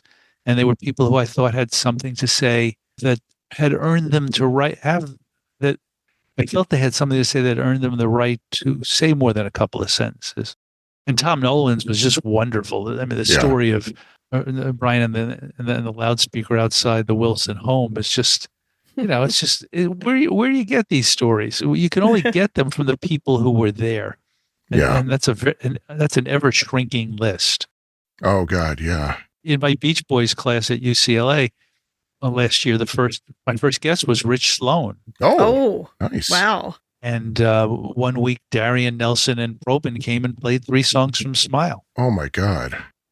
And we're signing up for this class. Yeah, really. Well, we're going to be doing an event on the night of May 12th with the 3 of them that I believe it's going to be live streamed. Oh, wow. Where we're going to talk about Smile and they're going to perform as well. And I don't know if it'll happen again this year, but last year Darian called me and says, we're working out the heroes and villains. Would you mind singing a bridge? It's like, just one, Darian? These people was a terrible way to, Darian and Probin are just such good people. There's just like 100%. It's like Ivory Snow soap or whatever. There's a purity to them that is very special. One of the other things it's talked about in the book and in Beautiful Dreamer was that well, among the fans, famous incident in which Brian got up and left, and they found out that he had checked himself into the ER. How did they know? How did they know he was there? Oh, I didn't explain it in the book. One minute he's gone, then the next minute he's in the ER. Like, how did they find out? What happened is, in the movie, you see him say, "I gotta go." Yeah. Mm-hmm. Yeah. And a few minutes later, the band took a break. And I went downstairs where Melinda was at her desk in her office. And I said, "Isn't Brian down here with you?" And she goes, "No, I thought he was up there with you." And she looked out and his car was gone. Yeah. For a good 3 hours, we had no idea where Oh, he my was. God. Wow. And then a call came in from the emergency room. Oh, they called Melinda. Okay. Yeah. Well, Because, there was always that gap. We knew about the car being gone, but then the next thing we hear is that he's in the emergency. How did you know? Or like in the documentary, when Melinda, Yeah. I mean, it's pretty clear that she didn't go with Brian to the hospital. She goes and she sees him lying there. And I always have this image of him, just lying on a gurney. Like he goes in and just picks a gurney and lies down on it and pulls a blanket up to his chin. And then she's like, "Do you want to go to dinner?" And Well, the story is a little bit deeper. Yeah. deeper. Yeah, I imagine. much deeper than that. Yeah. Yeah. And the aftermath is deeper than that. Oh, sure. But the net result was obviously he was terrified, Yes. Oh, yeah. Yeah. and he did what he did, and he came back the next day, and it slowly, Mhm. very slowly, he started to get into it. But he knew that he could stop at any time. Which probably, again, was a difference between then and the environment he was in the 60s. And even in the 70s, just the whole Brian is back thing, that he probably didn't feel that he could say, "I need a break," or "I need to stop this for a bit." Not saying Well, I'm quitting, not saying I never want to do this, but just stop for a moment. And, the fact that he felt empowered to do that, I think is a very powerful difference. It was a big difference. He was never back by volition. I remember reading Timothy White's cover story in Crawdaddy magazine about Brian, and Brian playing him a song called California Feelin'. This is before 15 Big Ones came Mhm. out. And there's a sentence in there after the song was played, "Ladies and gentlemen, the beach is back." And then when we got 15 Big Ones, it was like, what the heck is this? Hmm. It was really a terrible disappointment.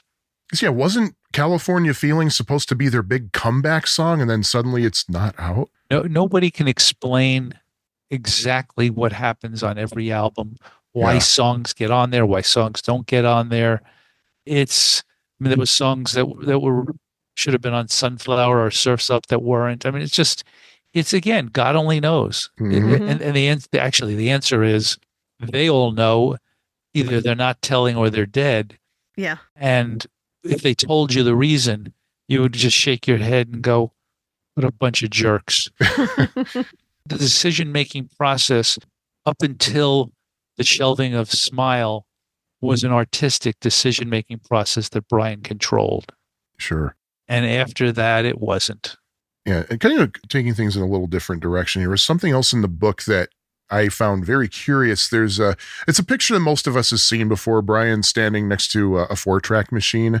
And the caption said that it was at his home studio in Beverly Hills. It's the Laurel Way house. Yeah. That's the first I ever heard of him having like a home studio in that house. Do you know what it consisted of? Was it just maybe just a little room where he just knew demos or something? Or I don't know what it was consisted of. One person told me there were 2 4-track machines. That I wasn't able to verify. okay, He was experimenting. He was ping-ponging. He was learning how to bounce tracks back and forth. sure, And so that whole sequence where David Crosby is going up there because he wants to hear what Brian's doing, and then he brings Van Dyke and Dury up there, like just amazing to me stories, because it's always been, oh yeah, Brian met Van Dyke on the lawn at Terry Melcher's house, and then to understand that before they began a collaboration, Van Dyke and Dury had been to the house and heard him working on Sloop John B. And again, this is where Van Dyke uses words that that need the dictionary or the thesaurus or whatever. He's just blown away by what he hears. And I think that's, the same reaction David Anderley talks about all the time. And so who wasn't blown away? And that becomes the tragedy of Smile. Yeah, I mean, the impression I got was that because there's a reference to, I think the first time Van Dyke Parks went to his house and says he was mixing Sloop John B in the living room. The impression I got was just that Brian had some equipment at the house to work on things, but it wasn't like a full-fledged, like what he had in the Bellagio house, like a full-fledged recording studio where he could actually lay down tracks, just more like taking home the tapes and doing stuff. Just bringing some work home with him. The whole thing with the Bellagio's home studio was always bizarre to me, because if I understood it correctly, they would break it down and take it on the road with him. And then they would set it back up when they got back. And so, wait a second, now they're away and Brian might go and record and there's no home studio. That is weird. It wasn't the whole purpose of the home studio so that as soon as he got an idea, he could go and nail it down so he wouldn't have to book a session? Or that they wouldn't have to wait for him or, risk him canceling or something. Again, whose purpose was it? Was it his purpose or their purpose? Yeah. Yeah. Oh, Brian doesn't want to work anymore. Maybe if we build a studio in the house, it'll work. It was like bringing the mountain to Muhammad kind of thing. But when you read about Can't Wait Too Long or his work with Redwood, he was going to a studio, working with session musicians. Yeah. Isn't Marilyn the one who ordered the studio taken out of the house? Because that's what I read. Didn't want it around and didn't want Brian. She wanted Brian to be able to leave the house. I don't know. I think it's just one of those stories that we're never going to get a clear answer on, I think. Well, hopefully Marilyn will write a memoir. That would be a book. One of the things that I tried to do in God Only Knows and the author's note was to talk about how I might have written the book differently, given what I had learned in the 30 plus years since I had written the original book. And the notion of Brian marrying a 16-year-old out of nowhere. I mean, how do you get married when someone's 16? Yeah. I mean, Elvis waited till 18, right? Yeah. Yeah. Just you add another layer of pressure to a life that was already, 3 albums a year, 4 singles a year, whatever the numbers were in 63, 64, 65. This is another thing that he's dealing with. Now, by all accounts, she was a lot of fun and, went along with his whims, but he really wasn't on the daddy track. Sure. Yeah. That just doesn't seem to be who he was at that time. Well, there's kids around and, he's going out every night over to Danny Hutton's house and coming home at 6 o'clock in the morning. And so if you came over at 11 in the morning and said, "Where's Brian?" the answer would be, "Oh, he's in bed." Yeah. Well, sure, he's in bed. He's a night owl. He was up all night. Now he's sleeping. He's out looking for a telescope shop. Yeah. Well, he's out sitting at a piano at Danny's, just playing music. And of course, people are there trying to glom on to him and write songs with him, which is why there are so many names on sale on Sailor. Oh, yeah. And I'm sure there was food involved. Oh, God, yeah. There's definitely food. Yeah, music and food, right? Yep. I highlighted that. That made me laugh because... Music, food, laughter. They're all... Yeah. And something I just had to mention, going back to the book, is that there are 2 things in particular I noticed about in your new book that I never really saw get the proper attention. And this is the time that it finally does. First of all, I have never seen any other Beach Boys resource give so much time to Derek Taylor. Usually it's more like, oh yeah, they hired Derek Taylor to be their press manager and then they canceled Smile. It's like, I'm glad that we have like more detail now. Derek was instrumental in making Pet Sounds successful in England. He was instrumental in, unintended, in Good Vibrations getting the reception it got. And Fortunately, he's the one who created the myth of Smile. He had a regular column in one of the four major music newspapers. So the British embrace Pet Sounds because it gets great reviews and they're hearing it on pirate radio. Hmm. It's not getting played on regular radio. Right. Regular radio over there is a complete waste if you're 14 years old. And Derek is reporting from Los Angeles, the heart of the music industry, other than Abbey Road, where the Beatles are recording. And so whatever he says is taken as kind of word of God. Derek Taylor says this. Derek Taylor says this. And he's building up this expectation that George Martin speaks to so specifically when he says, we had heard about Smile in the 60s. Danny Hutton refers to Derek as almost a spy for the Beatles, that he's the one saying to them, hey, you're not going to believe what this guy is doing. You guys better get your asses in gear. There's a meeting in the fall of 66. Paul comes to Los Angeles and Brian comes over to where Paul and Derek are and brings with him the unreleased Good Vibrations to play for Paul.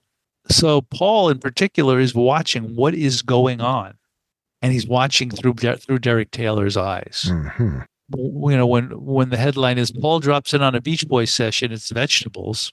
Afterwards, he plays She's Leaving Home from the yet unreleased Sgt. Pepper album. Who knows what Brian might have thought when he heard that? Like, I don't have anything as good as that on this album. Who knows? I mean, the same way when he heard Strawberry Fields Forever for the first time. Yeah. Michael Vossi says he laughed about it, but when the moment he said it, it sounded serious. They've done what I wanted to do. So how big a factor was that in him shelving the album? Annie Wilson's remark, like, okay, if you're going to be a person who is being avant-garde, are you willing to take the risk of it flopping? Mm-hmm. And if he had everyone around him telling him how great it was and supporting it 100%, perhaps he would have. We don't know. We don't know at what point it became implausible, if not impossible, for him to finish Smile. We just don't know. I think I said you would have needed like a forensic psychologist to understand that. You'd have to be inside Brian's brain. Mercurial mind is, I like alliteration, obviously. I mean, you look at the environment Brian was in where he did have support for work that would be avant-garde from, say, people like Van Dyke Parks, but that wasn't his band. Whereas the Beatles did support each other in kind of pushing the envelope. And I mean, I love that moment in Anthology when Paul talks about when they were putting together A Day in the Life.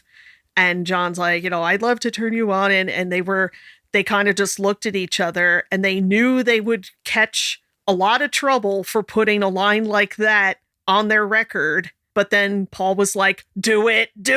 Brian didn't have anybody in his band truly saying, do it. And I think that's a big difference. Yeah. You're right. I think even adding on to that was that he was the chief means of support. Mm-hmm. They were all now in their own homes, very nice homes. They were getting married. And some paying alimony already.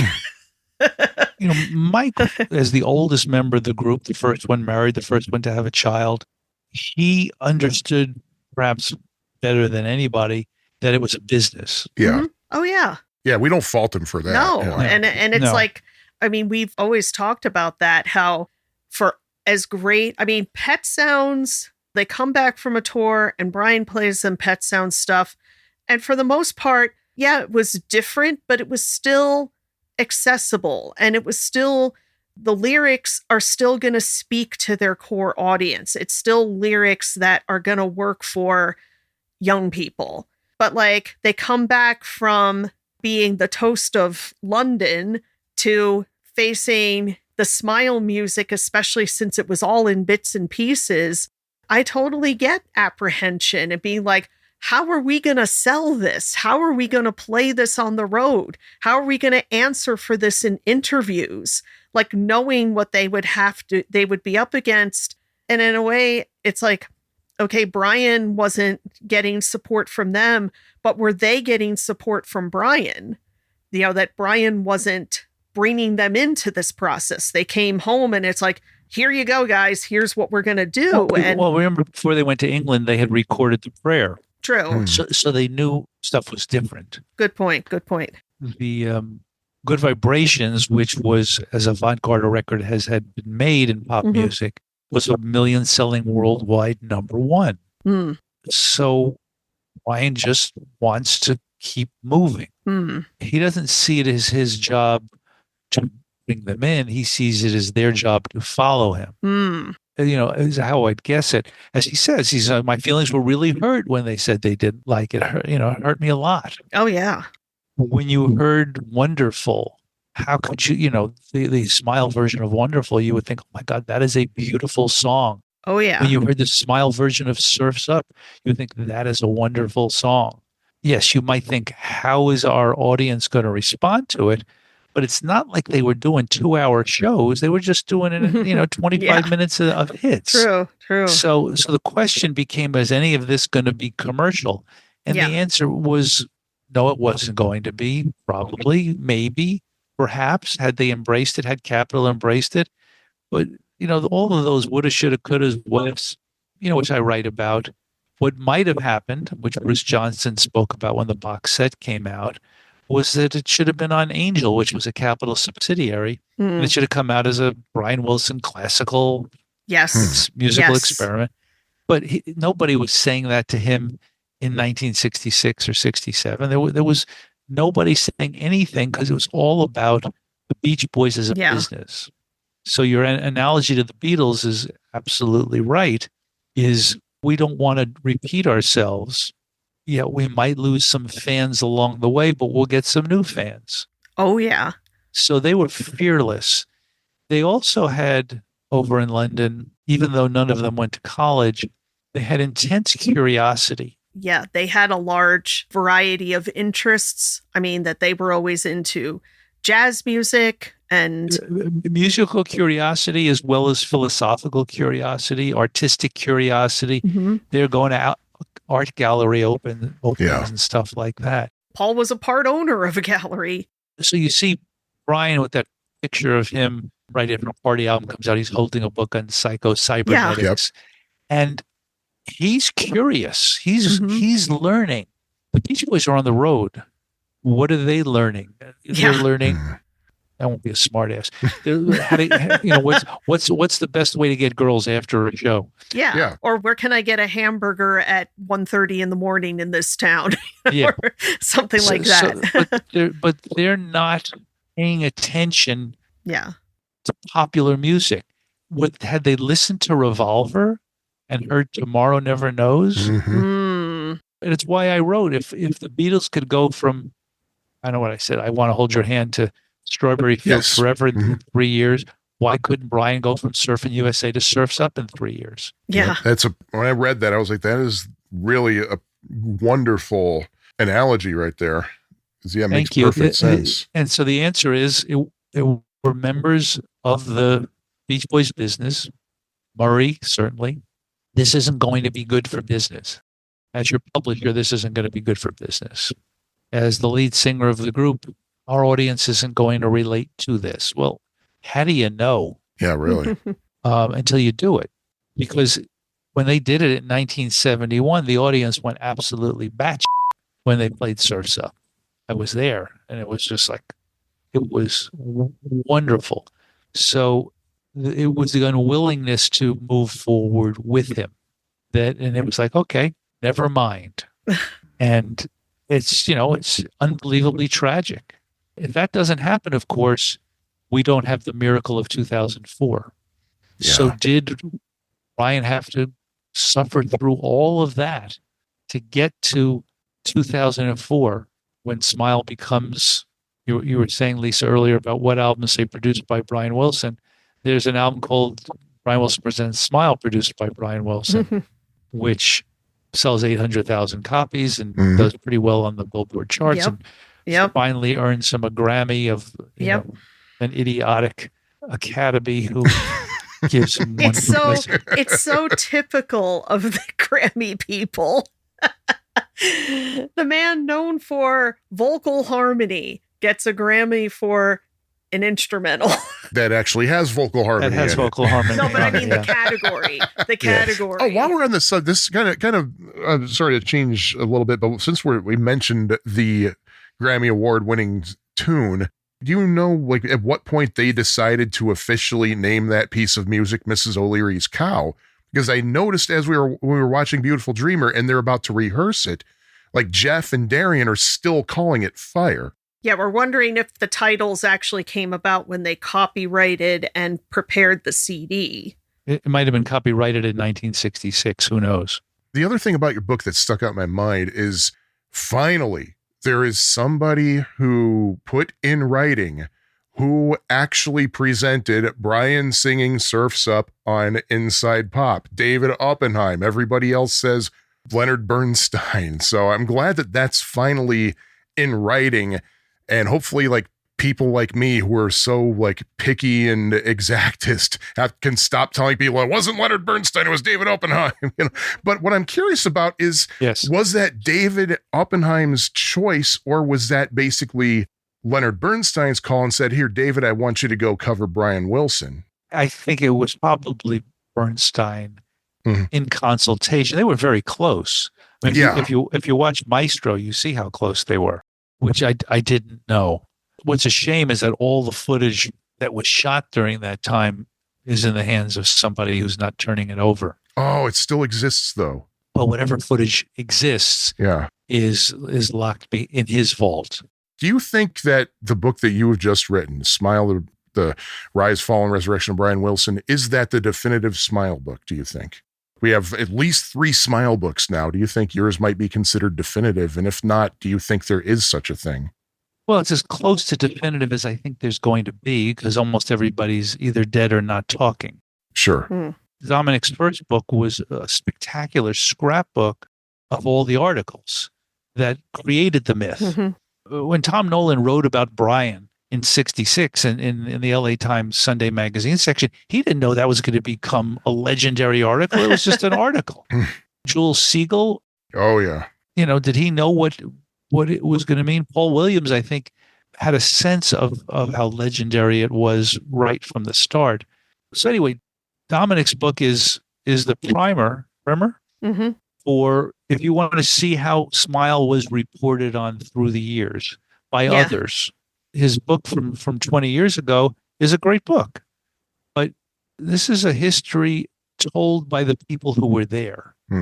And so I don't know how anyone is going to be able to do this, because I had my interview with Derek Taylor was from 1977 or 78. So good luck, again, assembling this group of people. Yeah, right. Now, could somebody take all this material and write a better book? I suppose so. It won't be me. The review in Mojo that just came out is headlined "The Last Word." So I'll take that as a great compliment, because while I didn't think of it, this is going to be definitive. I didn't think of it that way. I just wanted to tell the story by the people who were there, the people who witnessed it, and give as much voice to as I could to people who really participated in what was an artistic miracle. And the parts where you have your own bits, like where it says David Leaf, who interviewed you for that? I'm curious. Nobody. Okay. I don't think so. There's one time I'm interviewed. There's one time it's the end of a chapter where it's from a radio show where I go on at length. I know in my head it feels like 12 lines maybe. Specifically, that's a radio show. Everything else I wrote, I think, was written recently. But that was 25 years ago. Somebody says, do you think he'll ever do Smile? And so that was my answer. It was on a podcast that I don't even remember why I was on specifically on that podcast. But that was always the question. So imagine you're Brian Wilson, and every single time you do an interview from 1967 on, you're asked, so Brian, are you ever going to finish Smile? Hey, Brian, what about, are you going to finish Smile? Brian, are you going to finish Smile? Brian, are you going to finish Smile? I still remember in the 90s, he said, the only way I would ever do it is if someone put a gun to my head and forced me to do it. I mean, it's almost like Oh boy, I wish I had that quote for the book. It's almost like asking, a young woman, like, when are you going to have a baby? Or she just had a baby. When are you going to have your next baby? Like, it's same kind of like, leave me alone. Let me live my life and do what I'm going to do and not answer to you. Well, yeah, but at least with the babies, presumably those were happy experiences. True. With Smile, he's being asked, well, it's just like the Beatles being asked, when are you guys going to get back together? Mm-hmm. And it wasn't until John's murder that questions stopped. Yeah. Then it became, what do you think would have happened if you had gotten back together? So what do people want to know about when it comes to Brian Wilson? They want to know about that arc in the 60s that ended with him shelving Smile, and they want to know how in the world did you come back to doing it? Mm-hmm. And so that had to be the focus of the book. I mean, as you saw, I wrote as little as possible about the events prior to 1966. Yeah, I noticed that because you write something like, we have to get to 1966 as soon as possible. Brian Wilson was born and oh my God, no. But then you actually did. It only took you a few pages to tell essentially the whole story. And then we're suddenly in 1966. I'm like, how'd you do that? I started out in TV news. Yeah. And in TV news, it was tell them what you're going to tell them, and then tell them what you told them. Yep. So in 20 seconds, you would have to tell a story. There's nothing left out either. It has everything you need to know that people have spent entire books writing about. Well, it's for better or for worse. Smile has obviously been my obsession. Mm-hmm. I'll say for better for me. Other people would say you're a little crazy. Okay, I'm a little crazy. That's why I use the word fan is short for fanatic. Yes. Yeah, that was the first note that I wrote down when I saw that, because it bothers me when people say, well, I'm a casual fan. I get it if, you're like, oh, I enjoy Surfing USA and, I'll buy a ticket to a Beach Boys concert. Yeah, that would be kind of the casual realm. But if you're into then you're Smile, not a fan, you're just casual. If you're into, like, Smile is like an advanced level. Like, if you're into Smile, you're not casual anymore. Like, just by nature, like, you're too far gone and most of society can't help you. Like, you have to find your community and we'll help you out. Yeah, how'd that work out for you? So we'll call it the greatest what if story in the history of music, maybe of life. And it ends, and there's a happy ending to it. Yes. Which is particularly unusual.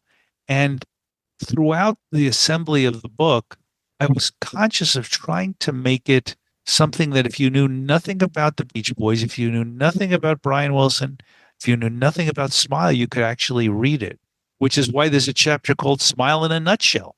Just here's a very quick, okay, you want to know more? Keep reading. Because it's not going to, this is not something that can be told in sound bites or a couple of sentences. No. This is a journey you got to decide to go on with all of these folks. Yeah, somebody says, hey, can you tell me about that Smile album do you have time to grab dinner? Come on.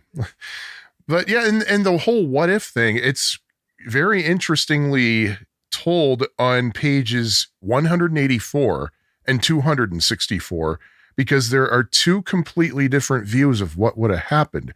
You have Harvey Kubernick basically saying, yeah, if it come out back then, it probably wouldn't have really done anything.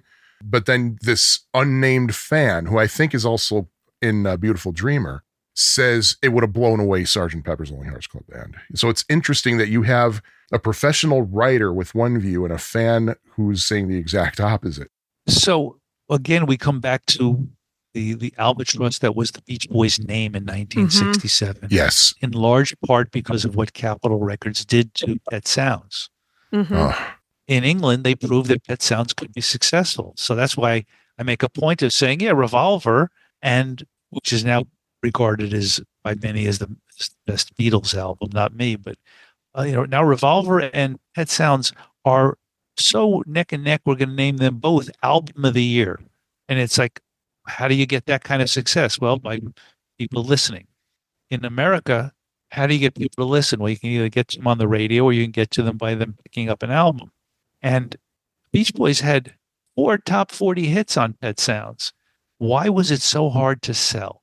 And we have the Carl Engelman telling the story of what Capitol Records wanted. Guys, can't you give us something a little bit more like California Girls? Mm. And the answer was no. We've done that. Been there, done that. Moving on. So on Brian's part, he's being an artist in a business which is called the music business. Mhm. It's not called the music art. No. But as Van Dyke says, he had earned the right to this by this point. He had, as I think Van Dyke says, he was selling records by the tonnage. Yeah. So the question becomes, what's an artist's obligation? Well, an artist's only obligation is to himself. And the Beach Boys were not an artistic entity. Mm-hmm. Just the mere name isn't the name you would give an artistic entity. They were the Beach Boys, the striped shirts and the Pendletons and the surfboards and all of that idiocy that Capitol kept using for years after Mhm. Pet Sounds. It would be like if the Beatles, they still had the mop tops. Well, Correct. as the Beatles, as has been proven by the Beatles, the Beach Boys, and Weird Al Yankovic, Capitol Records was never quite in touch with what people wanted. Correct. No record company was in touch with what That's people true. wanted. Yeah. They were rolling the dice always. It Mhm. took enormous managerial expertise, production, greatness, terrific songs, and relentless touring to break a new artist, if you could. The Beach Boys didn't happen that way. They're a hit right out of the box. Now, Audrey says they played what Murray called the 43 piece. They weren't good enough to play a concert. They would play promotional things for a radio station or a department store. Yeah. Or they would play dances. Or a surf film screening. Well, yeah, they would do that for the Bruce Brown films. Yep.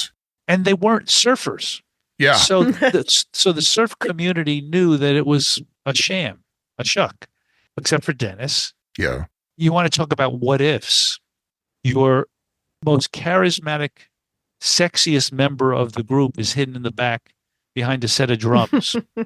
What if he were moved out front? Oh The my way God. Don Henley had been and been the lead singer.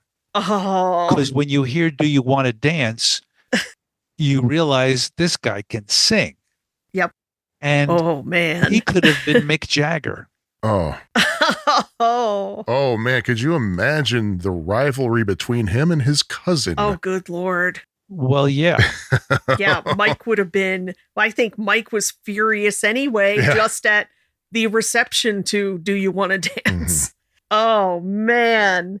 Something that's great about having you involved with Brian Wilson, it's similar to what makes us feel good about having like Darian and Probin and all that, you have the know-how, you have the insider status, you have the knowledge, you bring a lot to the table professionally, but you're also a fan. And I like how in the book you mentioned on February 20th, how you ran out to watch the show from the house because you're like, I'm a fan. Like, I'm going to be in that audience. So I just wanted to know if you would talk a little bit about, did you feel a responsibility both as a fan and an insider in bringing this to all of us Brianistas? I felt a great responsibility to bring this book out for the people for whom Smile is important, and hopefully for some people who've never heard of Smile.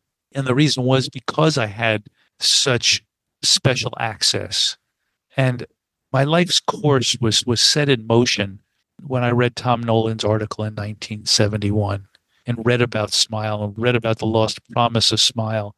And the article came out to promote Surf's Up. And then I bought the album, and listening to the album, get to side 2, and I hear Till I Die, and it's like, oh my God, this is as great as anything I've ever heard. It's also the saddest song I've ever heard, and clearly he can do it. And then get to Surf's Up, and it's oh, so Tom Nolan wasn't exaggerating in his article about Smile. And selfishly, it was, I want to hear the whole thing. So I'm going to move to California and write a book about Brian and become his friend and help him finish Smile. Now, one could have had me locked up for that idea. The thing is, in every high school in America, there's somebody who's president of their senior class and saying, one day I'm going to be president. And somebody is going to be president. Yeah. Clearly, it was a calling for me. It was a mission for me from then to now. And it's hard to understand. I teach a number of courses at UCLA, and I teach a course called Docs That Rock, Docs That Matter. And the last week of the documentary course, I say, all semester we've been hearing from other directors and you've been watching films after we've talked about them. And we're going to watch a film today, and then I'm going to tell you a story. And we watched Beautiful Dreamer. And I say to them, when I was sitting where you are, when I was 19 years old, I became obsessed with Brian Wilson and Smile and moved to California in large part, as I described just a moment ago. Now, had I known it was going to take 33 years for him to finish Smile, I make a joke of it. The point I'm making to them is you guys got into UCLA. That puts you in the upper 1/100th of college students in America. It's amazing that you got into UCLA. You're really smart. There's no question that whatever you set your mind to with discipline, devotion, dedication, and determination, what I call the 4Ds, you can be successful. Whatever your field is, you want to be a doctor, whatever it is, that's what it's going to take. It's going to take that kind of commitment, that kind of passion, and I guess a little bit of craziness as well. Oh, yeah. And the students love hearing that because while their parents may have encouraged them, they've never heard it in a college classroom. And they've never heard it from somebody who has my credits, if you will. Oh, he thinks we can do anything? And I tell him what a bad student I was. And, all the things that you wouldn't ordinarily tell, except I'm explaining to them how they're on the path to enormous success. It's up to them. And I think that's a long way of answering your question, Lisa, is that I was determined to do this. I had no plan whatsoever, but I knew I needed to be in California for anything to happen. And moving there was not, well, I won't say it was a difficult choice, but the question was, where was I going to be a starving writer? In New York or LA? And in New York at that time, it was like, a fifth floor rat trap, walk up, roach infested place would be like $500 a month. And you could rent a place a furnished place 3 blocks from the ocean for $150 or $200. It's like, I'm going there. and it turned out the first place I landed, I was staying in a friend's apartment, was maybe 100 yards from the Santa Monica Civic Center where the Tammy show was filmed. Oh. So I got there on a Saturday night. Sunday morning, we walked to the beach. Monday morning, I walked to the unemployment. She drove me to the unemployment office where I transferred my claim from New York to LA. $95 a month. You could live in Los Angeles then for $95 a month. And as I walked out of the unemployment office at 5th and Broadway, across the street going north, and walking towards me was Dennis Wilson. Oh, man. Yeah, you made the right decision. Oh. And I walked up to him and said, it's crazy. Hi, Dennis. My name is David Leaf. I just moved to California to write a book about your brother. and he was like, good luck. And then he went into a building, a low brick building that was there. Turned out it was brother's studio. Oh, yeah. That was on Fifth Avenue, wasn't it? Fifth Street. Yeah. Fifth Street. And so what kind of serendipity is that? Yeah. Good God. 8 months later, I'm shooting baskets with my friend from college, that just two of us, and 2 guys walk onto a court. You guys want to play 2-on-2. One of them is Stan Love. Yeah, I was just going to say it has to be Mike's brother. Who had just retired from the NBA. And with him is Brian Wilson. And the whole time we're playing, and just by the way, Brian was all offense, no D. Every time he got the ball, he just shot it immediately. And of course, Stan could get the rebound. So Brian was shooting a lot of baskets. At any rate, the whole time we're playing, it's like, how am I going to tell my friends back in New York about this? How am I going to believe this? Because it was so improbable. Of all the places in the world, you would meet this guy who supposedly had been in his bedroom for years. You could meet him on the basketball court at the Y. And there he was. And what year was that? 76. Okay. So we're going back. I met Dennis in 75, Brian in 76. And believe it or not, the first Beach Boy I met was Mike in 1971. Outside of Georgetown University concert, the Beach Boys had just played. And we were waiting for a ride. And he was waiting for a ride. I didn't see him, but I was with Bob Brown, and Bob Brown goes, look. And I looked in the wrong direction. He said, no, look that way. And standing next to me is Mike. And like any crazy fan, I started barraging him with questions about Smile. Yeah. And after a few questions, I'm gonna write all about that in my biography. This is not going to come out for 45 years, but 3 years to the date that I met Dennis, my book was in the stores. It took a little bit longer for Mike's book to get there. Yeah. Okay, something I got to know. Sorry to kind of like go way off topic here, but nothing's off topic. Okay, great. On page 69 of course, you know that page very well off the top of your head. You said that Brian had told you to ask better questions. Like, do you remember Yes. what prompted that? Like what, like, Well, I felt when I was doing the interview for Beautiful Dreamer, the interviews for Beautiful Dreamer with him, I felt for the film to succeed, he needed to tell me why he stopped working on Smile. I needed to know. Without it, we don't understand the movie. From my point of view as a storyteller, that's always been the question, why did he stop? So we would have to go back and get the tape to know the specific question that it was, but it was a Smile related question. And it was probably something to do with why he stopped. And finally, as he says, oh, you want to know from my heart? I'll tell you. And he lists the 4 reasons. yes. And that was as genuine a moment as I think is in the film. I'll tell you from my heart. Because he had a lot of time. He's had a lot of time to think about it. Yeah. And it was so sad to hear as a fan and a friend. But as a filmmaker, it was like, okay, I've got what we need for the end of Act 2. Because without it, the film stops dead in its tracks. Sure. So maybe in 5 years, for the 25th anniversary of Brian Wilson Presents Smile, I'll publish a book of all the interviews. and we'll see what the question was. What would you think about, say, doing a more expanded Beautiful Dreamer? Like how you mentioned how there was a 6-hour cut. Yep. And now that you have things like, say, the 8 hours it took Peter Jackson to talk about the Get Back album. If you knew a Beach Boy fan with a lot of money, we could do it tomorrow.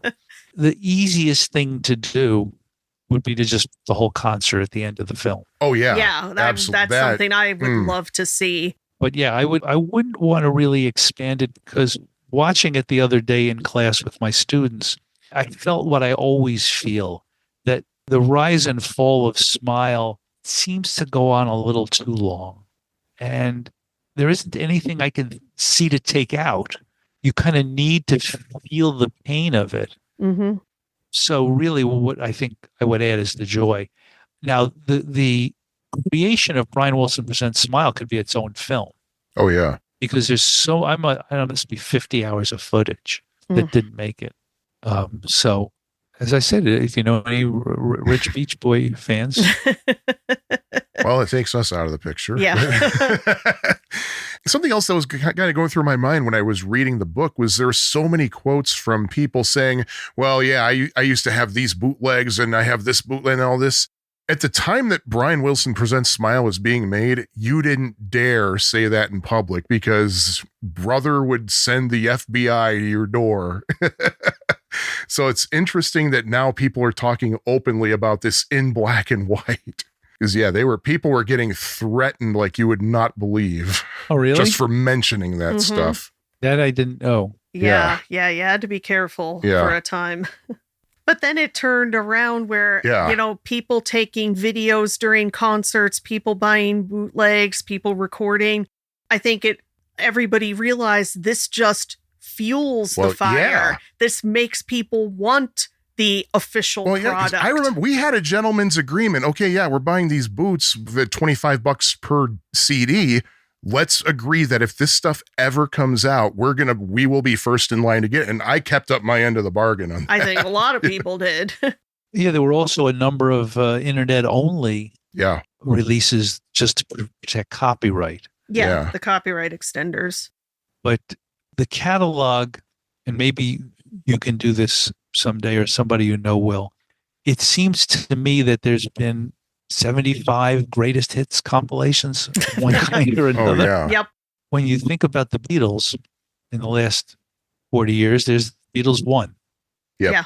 Which sold 30-something million copies. Yeah. And so what if the Beach Boys what if Capitol hadn't put out all those compilations and it just put out one?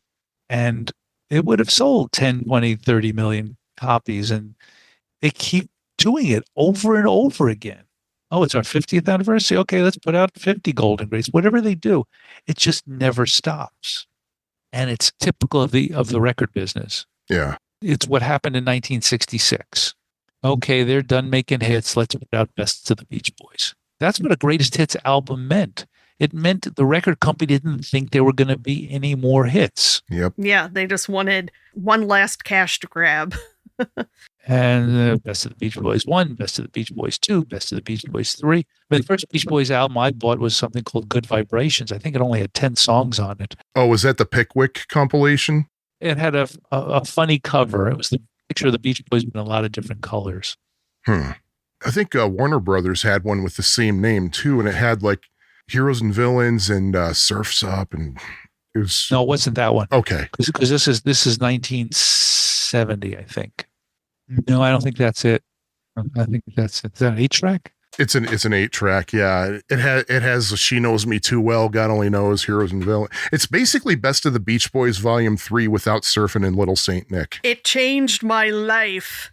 My dad gave me this and said, I want you to know that Good Vibrations is more than the Sunkissed jingle. Well, we know who to blame. Yep. Yep.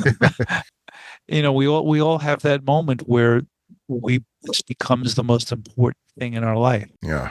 I'm going to recommend this book to friends who I know would be interested. They're not Brianistas, they're not Beach Boys fans, but I think people who would be definitely interested in reading about this story because it really is. Oh, there's just so much. It's a feast. Thank you. Yeah, no, it's a lot of book. Yeah. I mean, it's like something like 350 pages. I've had the actual book on order on Amazon since God knows, I don't know even when. There you go. But yeah, I'm looking forward to having the actual book in my hands so I can spend time with it and read it on the beach this summer. Yeah. I have one copy which I got this guy named Brian Wilson to sign. Oh. So now it's sitting. I can't touch it. So I'm waiting. I'm waiting to get a book because I want to read it in its physical form too. Because I've been looking at PDFs now for over a year. Yeah, what was Brian's reaction to you writing this book? Did he think you were crazy? Did he think it was interesting? I did something that I'm not sure he was expecting. I autographed it to him.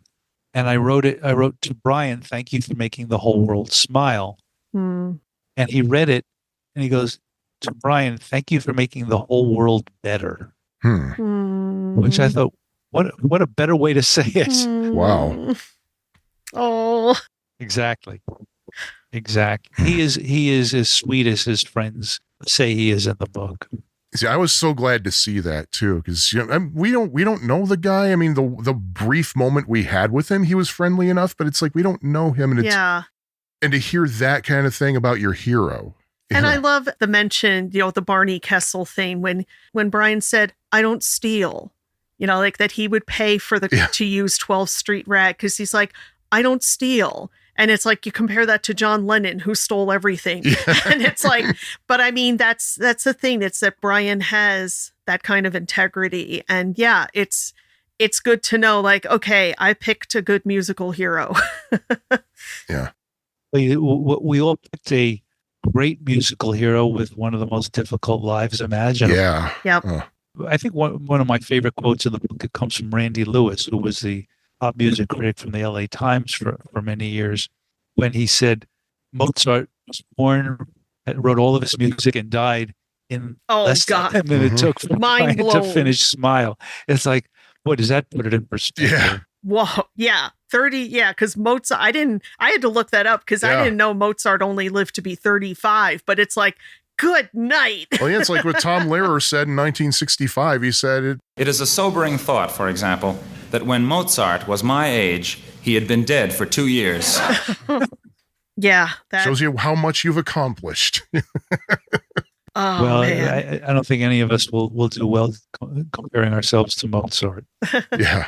And I love the mention of when Brian actually received the CD of Brian Wilson Presents Smile, and he held it to his heart and just, I loved seeing that. Yeah, I mean, those kinds of stories are just, as a writer, when somebody tells me a story like that, I know, that's going in the book. Mm-hmm. But hearing it, it's like, it's hard not to tear up. Yeah. And it's also hard not to be really angry that it took 36 years for it to happen. Yeah. Yeah, like how I could never hear Midnight's Another Day in concert when Brian sings All Those People Made Me Feel So Alone. That does me in. How could you do that to him?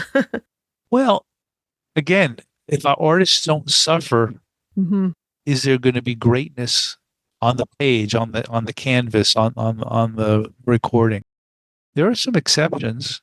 I mean, Stevie Wonder's blind, so that's a pretty good dish of suffering to give somebody.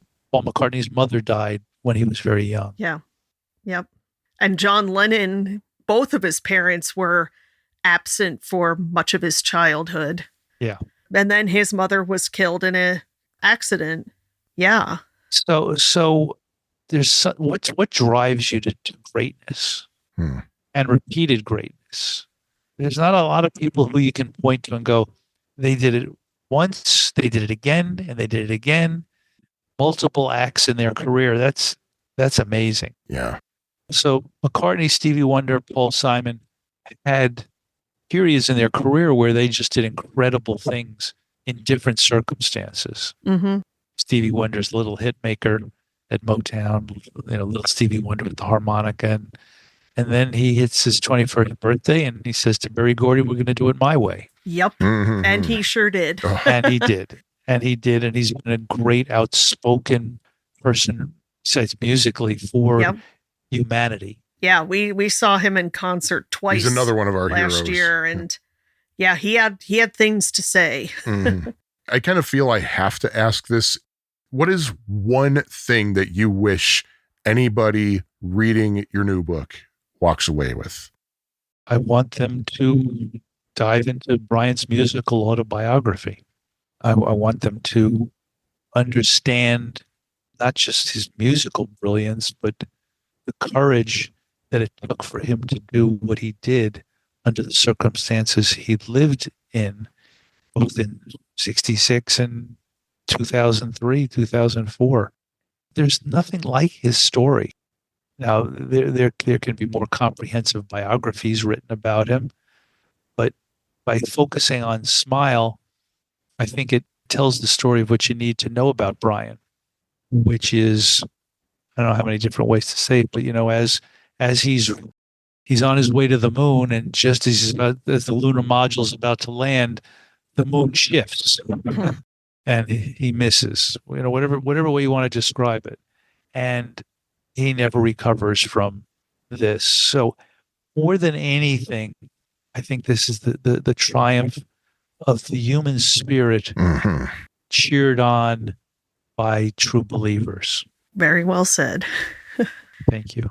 Well, having said that, why don't we call it a day? Yeah. David, thank you for joining us for a second time. Thank you so much for letting us have an early look at the book and for your time. This has been fantastic. You're welcome. This was very enjoyable, again, to talk with, because I will be interviewed by people who don't know what they're talking about. Hey, we've been in conversation on this stuff for, since about 1998. So we're well practiced in this. Yeah, but more than that, you've read the book carefully and watched the movie carefully and had questions for me that have not been asked before, which is the sign of a great interview. Yeah. So, good to know that. Yeah, I once heard an interview with Paul McCartney on one of the stations out here, and the producer said, "All right, now please bear with me, Paul. I know you're asked these questions all the time." And he said, "What's your favorite power tool?" It was like all stuff like that. Did Paul laugh? Yeah, the drill, baby. It's got to be your drill. Like ask questions they've never been asked before. Yeah, but just to give our listeners a little spoiler, we talked a lot about Brian today. Next episode, we're not going to talk about Brian at all. Yeah, we're going to do a Beach Boys episode that has nothing to do with Brian. Brian without Brian. Summer in Paradise. Oh, the thing that I saw was that Dennis was always behind Brian. Yeah. Always, not necessarily in the best ways, as you've heard in the early 80s, but he loved Brian and supported his musical vision in the 60s. Carl was Audrey in the group, just the peacemaker. In a sense, it's too bad that David Marks got thrown out. Yeah, because he had a rock and roll spirit to him that the Beach Boys needed. Al can still sing, for God's sake. Oh yeah, we have seen him. We've been to a couple of his own shows in recent years. The most recent, when was it? Was it 22? It was 2022. Yeah, Memorial Day weekend. We saw him with Carney and Wendy were with him, and he is an excellent voice. We see people credited with the Smile story, like making it a reality and making it a happy ending. We see Melinda talked about. We see Darian, of course. What about Eva, who was the one who said to Brian, "Could you sing Heroes and Villains for me?" What started it all? The best way I can describe her is she was always playing three-dimensional chess while the rest of us were playing checkers. She's just very smart and street smart, and loved Brian and gave him what he needed, which was unconditional love.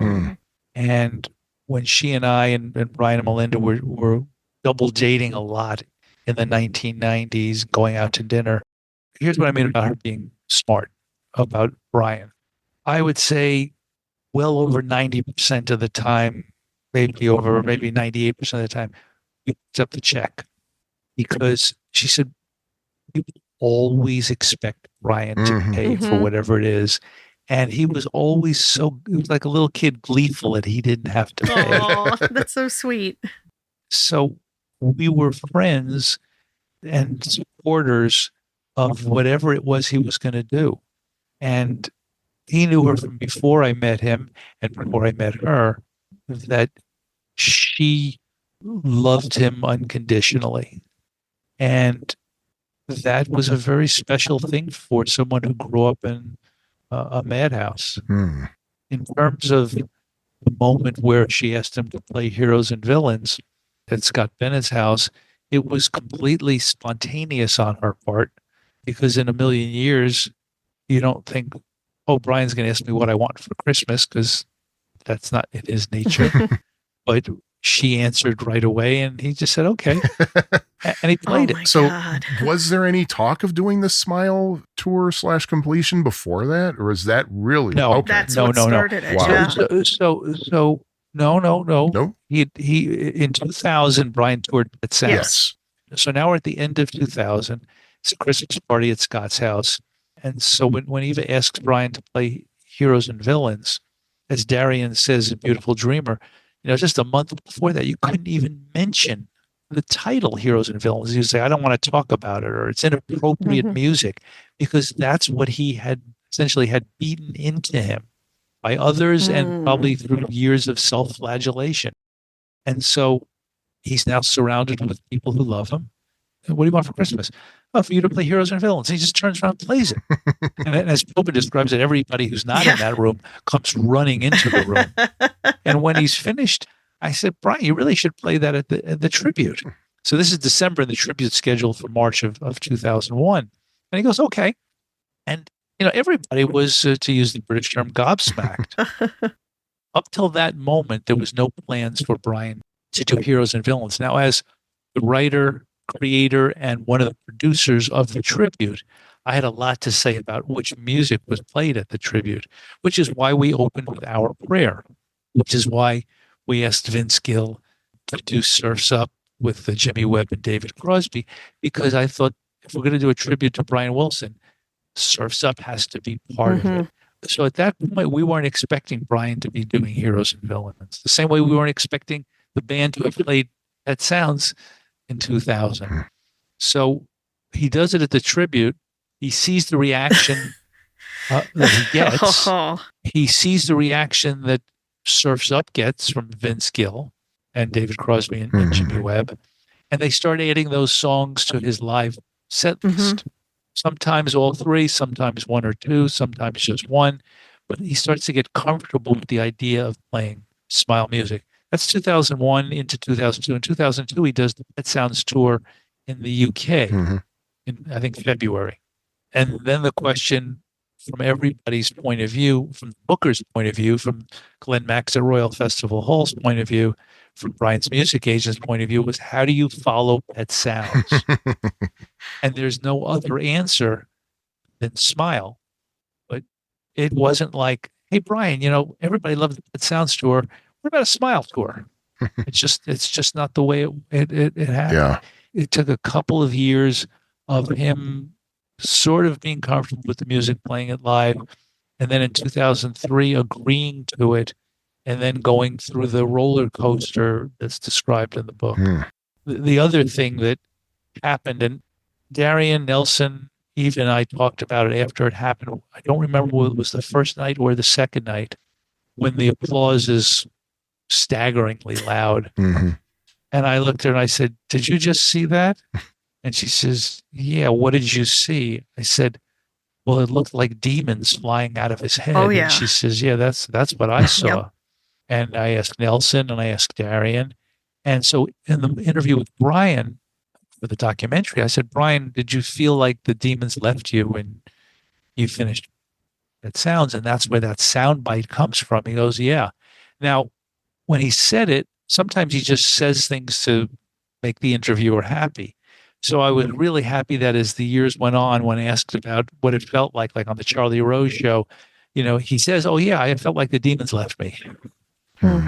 So it was a very good thing that, but it wasn't something you could see on videotape. I'll put it that way.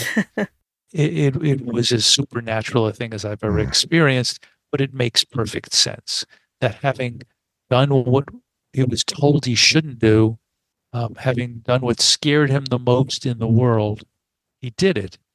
And that's where the quote from back cover of the book, the most cathartic experience of my life, is that week at Royal Festival Hall. And that's just an amazing thing for him to have said and felt. David, thank you so much for this opportunity. Thank you. This was great. We are very glad to do this, and we do plan to talk to you again sometime, especially about Brian's 1988 album. All right, my friends. All right. Thanks so much, David. Thank you. Thank you for listening to the TuneX podcast. Please leave us a review at Apple Podcasts or iTunes. You can hear us on Apple Podcasts, Amazon, and just about every other provider out there. If TuneX isn't on your favorite provider, please let us know. You can email us at tunexpodcast@gmail.com. Our website, which includes the show notes, is tunex.fab4it.com. Fab4IT is spelled F-A-B and then the number 4 and then I-T. Feel free to connect with us on social media. TuneX is on Facebook, and we're also on Instagram and Twitter, both under the handle of TuneX Podcast. Our opening and closing theme, Melody 10, was written and performed by Scattered Frog. All other music and sounds used in this episode remain the properties of their respective copyright holders and are used for the purposes of commentary and review. No infringement is intended. We'll talk to you next time, friends. Until then, don't back down from that wave. Don't want people to hear my ringtone while we're talking. I would like to hear your. Is it a Smile song? I'd like to hear it. Actually, it's Heinz Baked Beans from the Who Sell Out. I like that. See, my ringtone is the end part of God Only Knows. That's the only ringtone I have ever had as long as I've had a cell phone. Can't do better than that. I don't think you can.